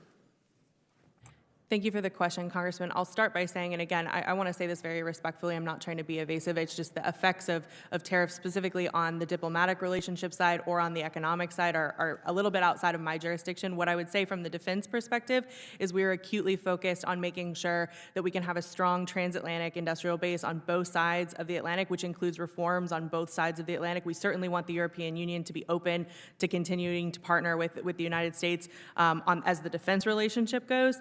And both of us, both the European Union and ourselves, have reforms that we need to make to ensure that the economic environment in the defense industrial base context is certainly robust enough that we can make successful investments together. But you do recognize that these strains will cause an effect on our industrial base, yes? It's something that we will be looking at and taking into consideration as we pursue the defense industrial base effort in particular. Right. General, what measure is EUCOM taking to address potential strains in defense collaboration and ensure joint operational effectiveness? So we continue with our exercise programs. We continue with our consultations with our allies. We continue to work very closely. EUCOM continues to work very closely with NATO, with the Allied Command operations, and we move forward just in a straight military fashion, sir. And as European nations aim to enhance their defense industries and reduce dependency on U.S. arms, how does EUCOM assess the potential impact on NATO's collective defense posture? Well, we need our allies to rearm in general. If they rearm with stuff, we want them to rearm with equipment that works with ours. In many cases, the easiest way to do that is to buy U.S. So during the course of this conflict, Congressman, the orders, the value of foreign military sales orders, that is our allies' orders to buy American equipment, have increased by 600%. There right now are 4,000 sales cases worth $265 billion that European nations are lined up to buy from the United States as arms manufacturers. As the Allied commander, I encourage that, right? I want more capability and capacity as fast as we can get it. Have you seen any impacts of the recent tariffs impacting the 600% increase in those sales? Sir, I have not. I have been here for the last week and a half testifying to the Senate and now here. The deepening strategic partnership among China, Russia, Iran, North Korea pose an increasing challenge for the United States and its allies in Europe. I'm particularly concerned by Russian and Chinese economic and military partnership causing strain on individual European countries within the NATO alliance. General, how is EUCOM working with European partners to deter or expose CCP efforts to fragment NATO cohesion through strategic investments? Sure, sir. The first way is through intel sharing. Right, we have a number of different, we have many bilateral intel channels, but we also have a few lesser known multilateral intel sharing fora. And in those, we talk about these things.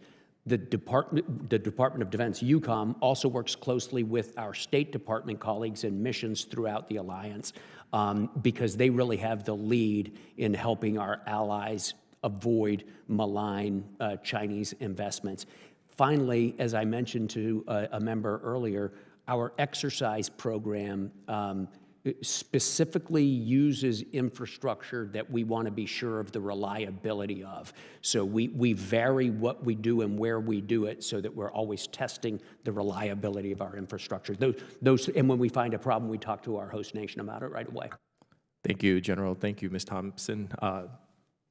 Chairman, I yield back. Gentleman yields back. Chair now recognizes Mr. Bell of Missouri. Thank you, Mr. Chair, and the ranking member. Ms. Thompson, General Cavoli, thank you for being here. And also, General, I want to add to the chorus thanking you for 38 years of service. I would be remiss if I did not express my deepest condolences to the families of the 4 service members who tragically lost their life serving our nation in Lithuania. But again, thank you for your service, and on behalf of my district in the St. Louis region, we want to thank you. And since you got a little time, if you ever want to come out, we're known for a beer. You can have that now, right? We're known for that in Cardinals game. So while our European allies have been working to increase their defense spending to meet the 2% NATO defense spending target, the administration's recent decision to impose tariffs on nearly every NATO country and allied partner could undermine these efforts and potentially slow our collective progress. General Cavoli, how do you foresee these tariffs impacting the defense spending of our European allies? You know, I don't know, Congressman. Sir, in an economic sense, I'm not an economist, so I can't walk through the trail of how it'll work. I do know that our allies are determined to increase their defense capability and capacity, no matter where they buy things from or no matter how they get it. That is nearly a universal sentiment in the alliance right now. And to spend more than 2% as you go around, you hear a lot of that. And are these countries now less likely to meet the 2% target due to these tariffs? And will this hurt our European allies, including the Baltic states, who outspend the U.S. As a percentage of GDP? Sir, if they're unable to access our market or if they have to pay more than expected for equipment, certainly that's going to affect how much capacity they can build, how quickly. I don't know how the tariffs will exactly do that, though. In the past 6 months, Russian and Chinese ships have been implicated in sabotaging undersea cables. This comes as no surprise given Russia's ongoing efforts to target Ukrainian power cables, telecom links, and gas pipelines since its invasion of Ukraine in 2022. General, how is European Command addressing the threat of sabotage or disruption of undersea cables in European waters, and what steps are being taken to mitigate the risks posed by state actors, particularly Russia and China? So European Command, sir, first, as with some of the other responses, shares intelligence when we get intelligence on this to support our allies as they defend their own infrastructure. We also defend our own U.S. critical infrastructure that's overseas. Interestingly, the biggest collective defenses of critical national infrastructure don't involve the U.S. hardly at all. So last year I started an operation called Baltic Sentry, where we brought together under NATO command voluntarily donated ships and crews, as well as coastal defense radars from the Baltic allies, the allies in the Baltics and the Nordics, and we sewed those together into a single operation that surveils and increases our understanding of what's going on the surface and below the surface of the Baltic Sea. For the longest time, there were no U.S. ships involved in that. There are no U.S. ships involved in it today. I think I have 40 Marines who temporarily helped with a couple of radars, and I think they may have departed already. So this is an example of our allies taking that upon themselves as they should, and happily. And if I could get one more question in general, can you discuss the implications if the administration withdraws U.S. troops from Syria? How might this affect our counterterrorism efforts in the Eastern Mediterranean?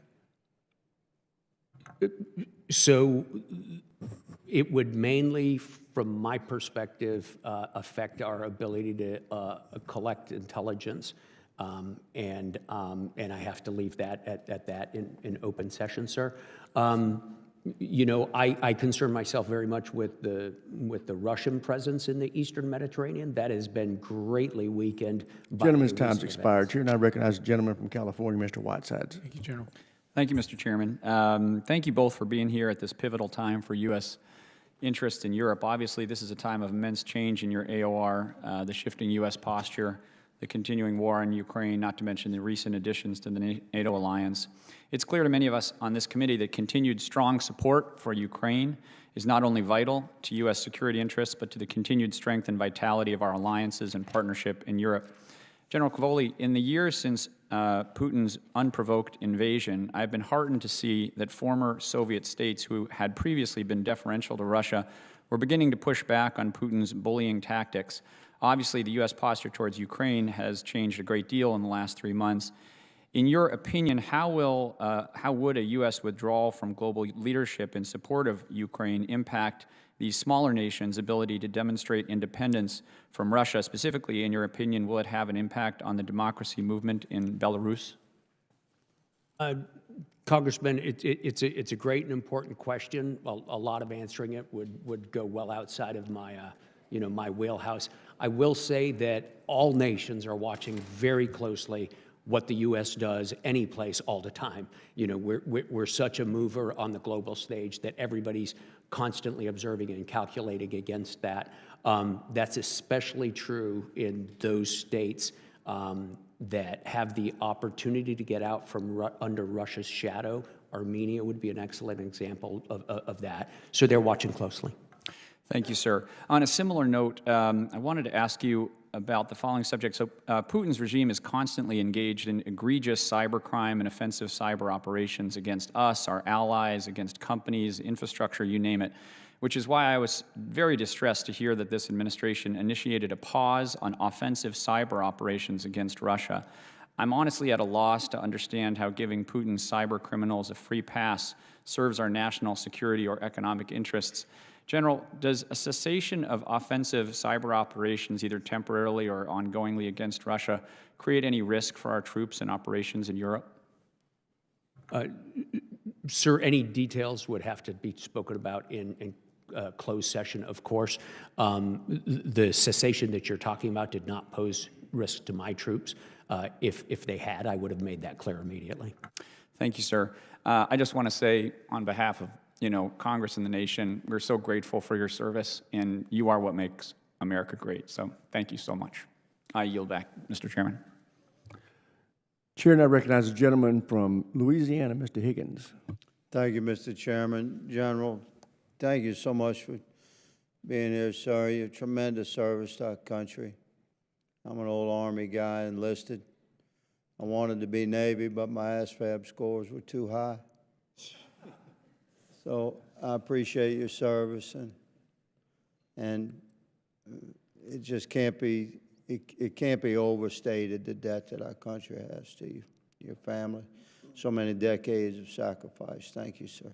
Thank you, sir. Since you're a former enlisted member of the service, I should point out that Sergeant Major Abernathy, sitting right behind me, is leaving after many years of service this year as well. And we thank him for it. Well, NCO is always quite certain that if the officers don't show up, eventually somebody will notice. But if the NCOs don't show up, well, the Army's in trouble. So, General, Ukraine, I'd just like to chat with you about Ukraine.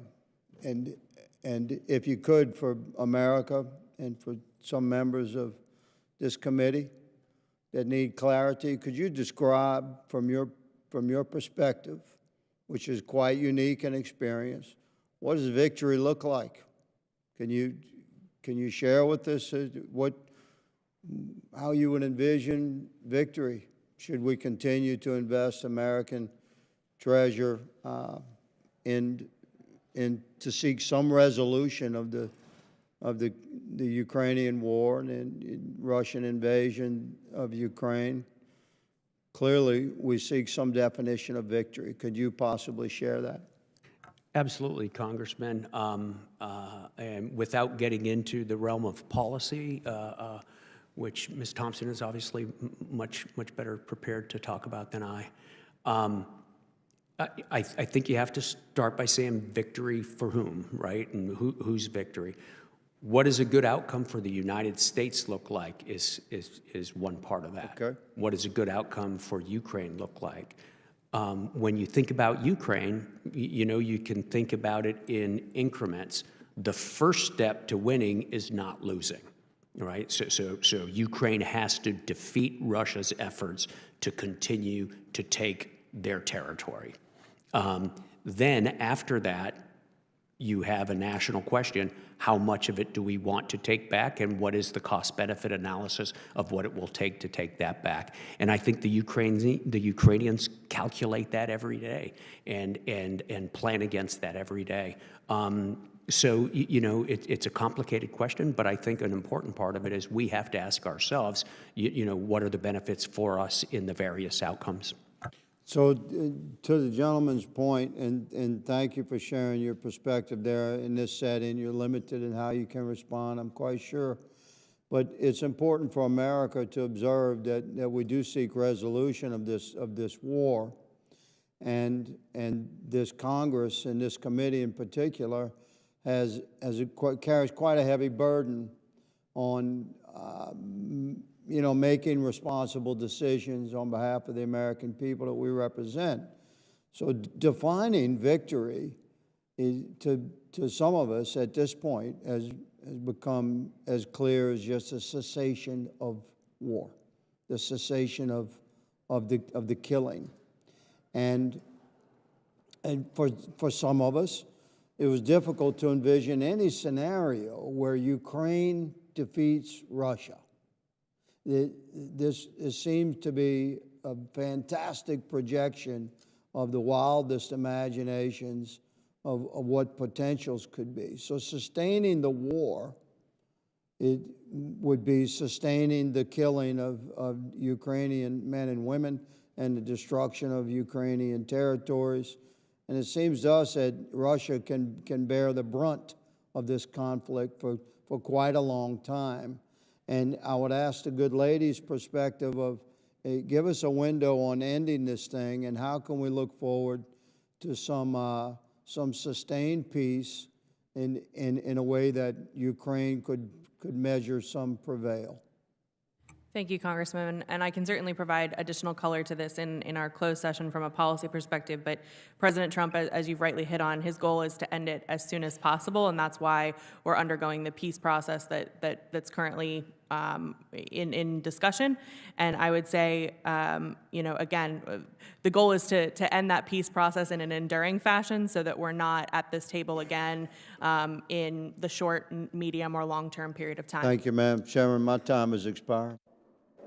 Chair now recognizes the gentleman from Virginia, Mr. Bidman. Thank you, Mr. Chairman. First, I want to pass on my condolences to you, the entire UCOM family, and the families of the fallen 4 dog-faced soldiers from 3rd ID. That's a tremendous loss. Next, I want to say, as a retired Army officer myself, I want to congratulate you on your upcoming retirement and recommend avoiding electoral politics if you want peace and quiet. Right now, our adversaries are challenging the United States' interests around the globe, and Russia's continued illegal war in Ukraine is far from over. In your written testimony, you focused on the chronic threat that Russia poses to the United States and the importance of land deterrence. And it's been a really persistent threat for decades now, in one iteration or another, from the Soviet Union to the present. General Cavoli, how many troops do we need in Europe to deter Russia at its current end strength? Sir, our current capacity is deterring Russia right now. Of course, the answer to that question always depends on where Russia goes in the future, right? How do they configure themselves? Where do they place themselves? What are their intentions? For what we're doing right now, it's obviously working, but they're quite occupied elsewhere. I would point out, I wouldn't measure it also strictly by end strength, the numbers of human beings. It really comes down to what capabilities are we able to bring to bear, how quickly, and how does that nest in to the alliance's efforts, which are evolving and increasing. So over time, I would expect our contribution to drop. It's going to take some time, however. So I want to address the issue that my colleague from Louisiana just discussed, and kind of part of what victory looks like is a free and sovereign and secure Ukraine. Right? And so far that has come at no cost in American lives as far as uniformed service members, although there have been obviously many volunteers that have gone over and felt the need was great and sacrificed tremendously. In the context of my definition and kind of how you see victory, is victory for Ukraine possible? Congressman, not losing is definitely possible, and I think that's the first step. So if we're talking about a free, secure, sovereign Ukraine, the actions that we've taken so far, I mean, they've not lost yet, but how do we take it to the next level? If we want to get a meaningful peace that provides for a free, sovereign, secure Ukraine, what do we need to do in addition to what we've done so far? Well, I think there's a military contribution to that, sir, of course, but I think that the principal questions would probably be outside of my lane. Well, I'm talking in your purview, and briefly, obviously, do we need to provide them more stuff? We need to continue to provide them the defensive mechanisms to prevent the heinous attacks that we've provide seen. More intelligence? Intelligence, air defense weapon systems, and then artillery systems and ammunition. Those are always the important things that they need. Those will pressure Russia to come to the negotiating table in a more balanced fashion to achieve the victory that I described, which is a free, secure, and sovereign Ukraine. Those could be a contributor to that effort. Okay. I want to transition a little bit and talk about, you mentioned your relationships going back decades with your counterparts in different COCOMs, General Carrillo, for instance. There are other relationships that, for instance, the chairman of the Joint Chiefs of Staff, I'm sure you've known him, you worked with him, you closely coordinate with the chairman of the Joint Chiefs of Staff, with the functional combatant commanders like Cybercom, with the senior advisor to NATO. Those folks have all been fired in the last couple of months. Is that correct? Yes, sir. Yeah. And so have you ever seen this type of sort of chaos or sort of lack of coordination in your 38 years? Have you ever had to deal with that kind of shuffling of personnel that are your counterparts that help enable your mission? I have had to deal with shufflings and things like that before, yes, sir. Gentleman's time's expired. Chair, and I recognize the gentleman from Georgia, Mr. McCormick. Thank you, Mr. Chair. Good to see you again, General. It's been a couple years now that we've known each other, and I've seen you around the world, several different places. I know you're going to miss dealing with crayon-eating Marines and better-looking uniforms, I might add, better commercials. But with that said, it's interesting. The first time I ever saw you at a hearing, I asked you a very specific question about, can we win in Ukraine? You said, you didn't even hesitate. You said, absolutely. And I agree with you. And for those people who are doubters, I make the case, first of all, that we have, between us and Europe, we have a $50 trillion economy versus two. We control sanctions. We control the economy. We control energy production And we can undermine Russia in so many ways economically, not even to mention militarily. Germany has a $5 trillion economy versus 2 for Russia. There should be no competition here. But the problem is, when we went to command and staff, when we went to go to Water College, when we do all our advanced training, we always learn how to execute a war, full-throated, not half-assed, not going partial measures, and then drawing it out like we have every war since Korea, in my opinion. We did this with Iraq. We did it with Afghanistan. We continued to draw it out. We went half measures, and it went way too long, and I feel like we're doing the same thing here. Instead of just saying, all in, end this thing, within 1 year, it's over. That's Clausewitzian warfare. Now, of course, we take nukes off the table. I understand the deterrence there. But do you think we still, a year after we had our first conversation, a couple of years after we had our first conversation, do you still think that what I just said is viable and has application in this process to ending this war? I do, sir. The role of assistance to Ukraine, the pace of assistance to Ukraine, the magnitude of it, has an outsized impact in this war. So, Ms. Thompson, I just say, if I could give you feedback to the president. These are 2 military guys who've been in this business for a long time, and actually there's a whole lot more than that. We can end this war in many ways. I love what the president's doing to put pressure on Russia to end this, but he's in the power seat. He's the most powerful man in the world. With sanctions, with energy production, the things that he's doing, also with the development of our businesses there, which Russia would have a hard time attacking if we're there. But also the fact that the president has been very strict in saying, hey, I got the bigger button. I have the bigger military. I have more economic power than anybody in the universe. We can end this. The president is the big man in the room. And I would love to see him put pressure on Putin because he has that leverage. Getting back more to tactics and away from strategy, we have new munitions. We have the glide bombs. We have wire-guided munitions now, very similar to what the TOW is, but they have loitering capacity with the new drones.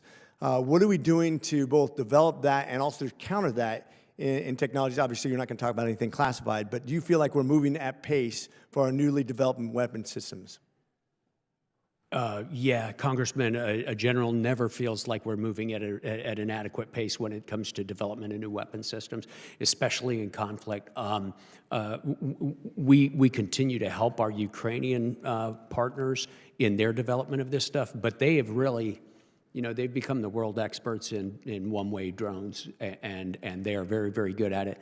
They're also very good at countering it, and are doing that. Our ability to learn from them is an important thing. A few minutes ago, a member asked about lessons learned and how we're incorporating those. One of the if you can find a silver lining in this tragic dark cloud of this war, we are learning an awful lot about the future of warfare and about Russia's capabilities as well. I think that have great applications to Taiwan and the Straits as well when we're talking about legacy systems versus the newer technologies that are going to impact the battlefield.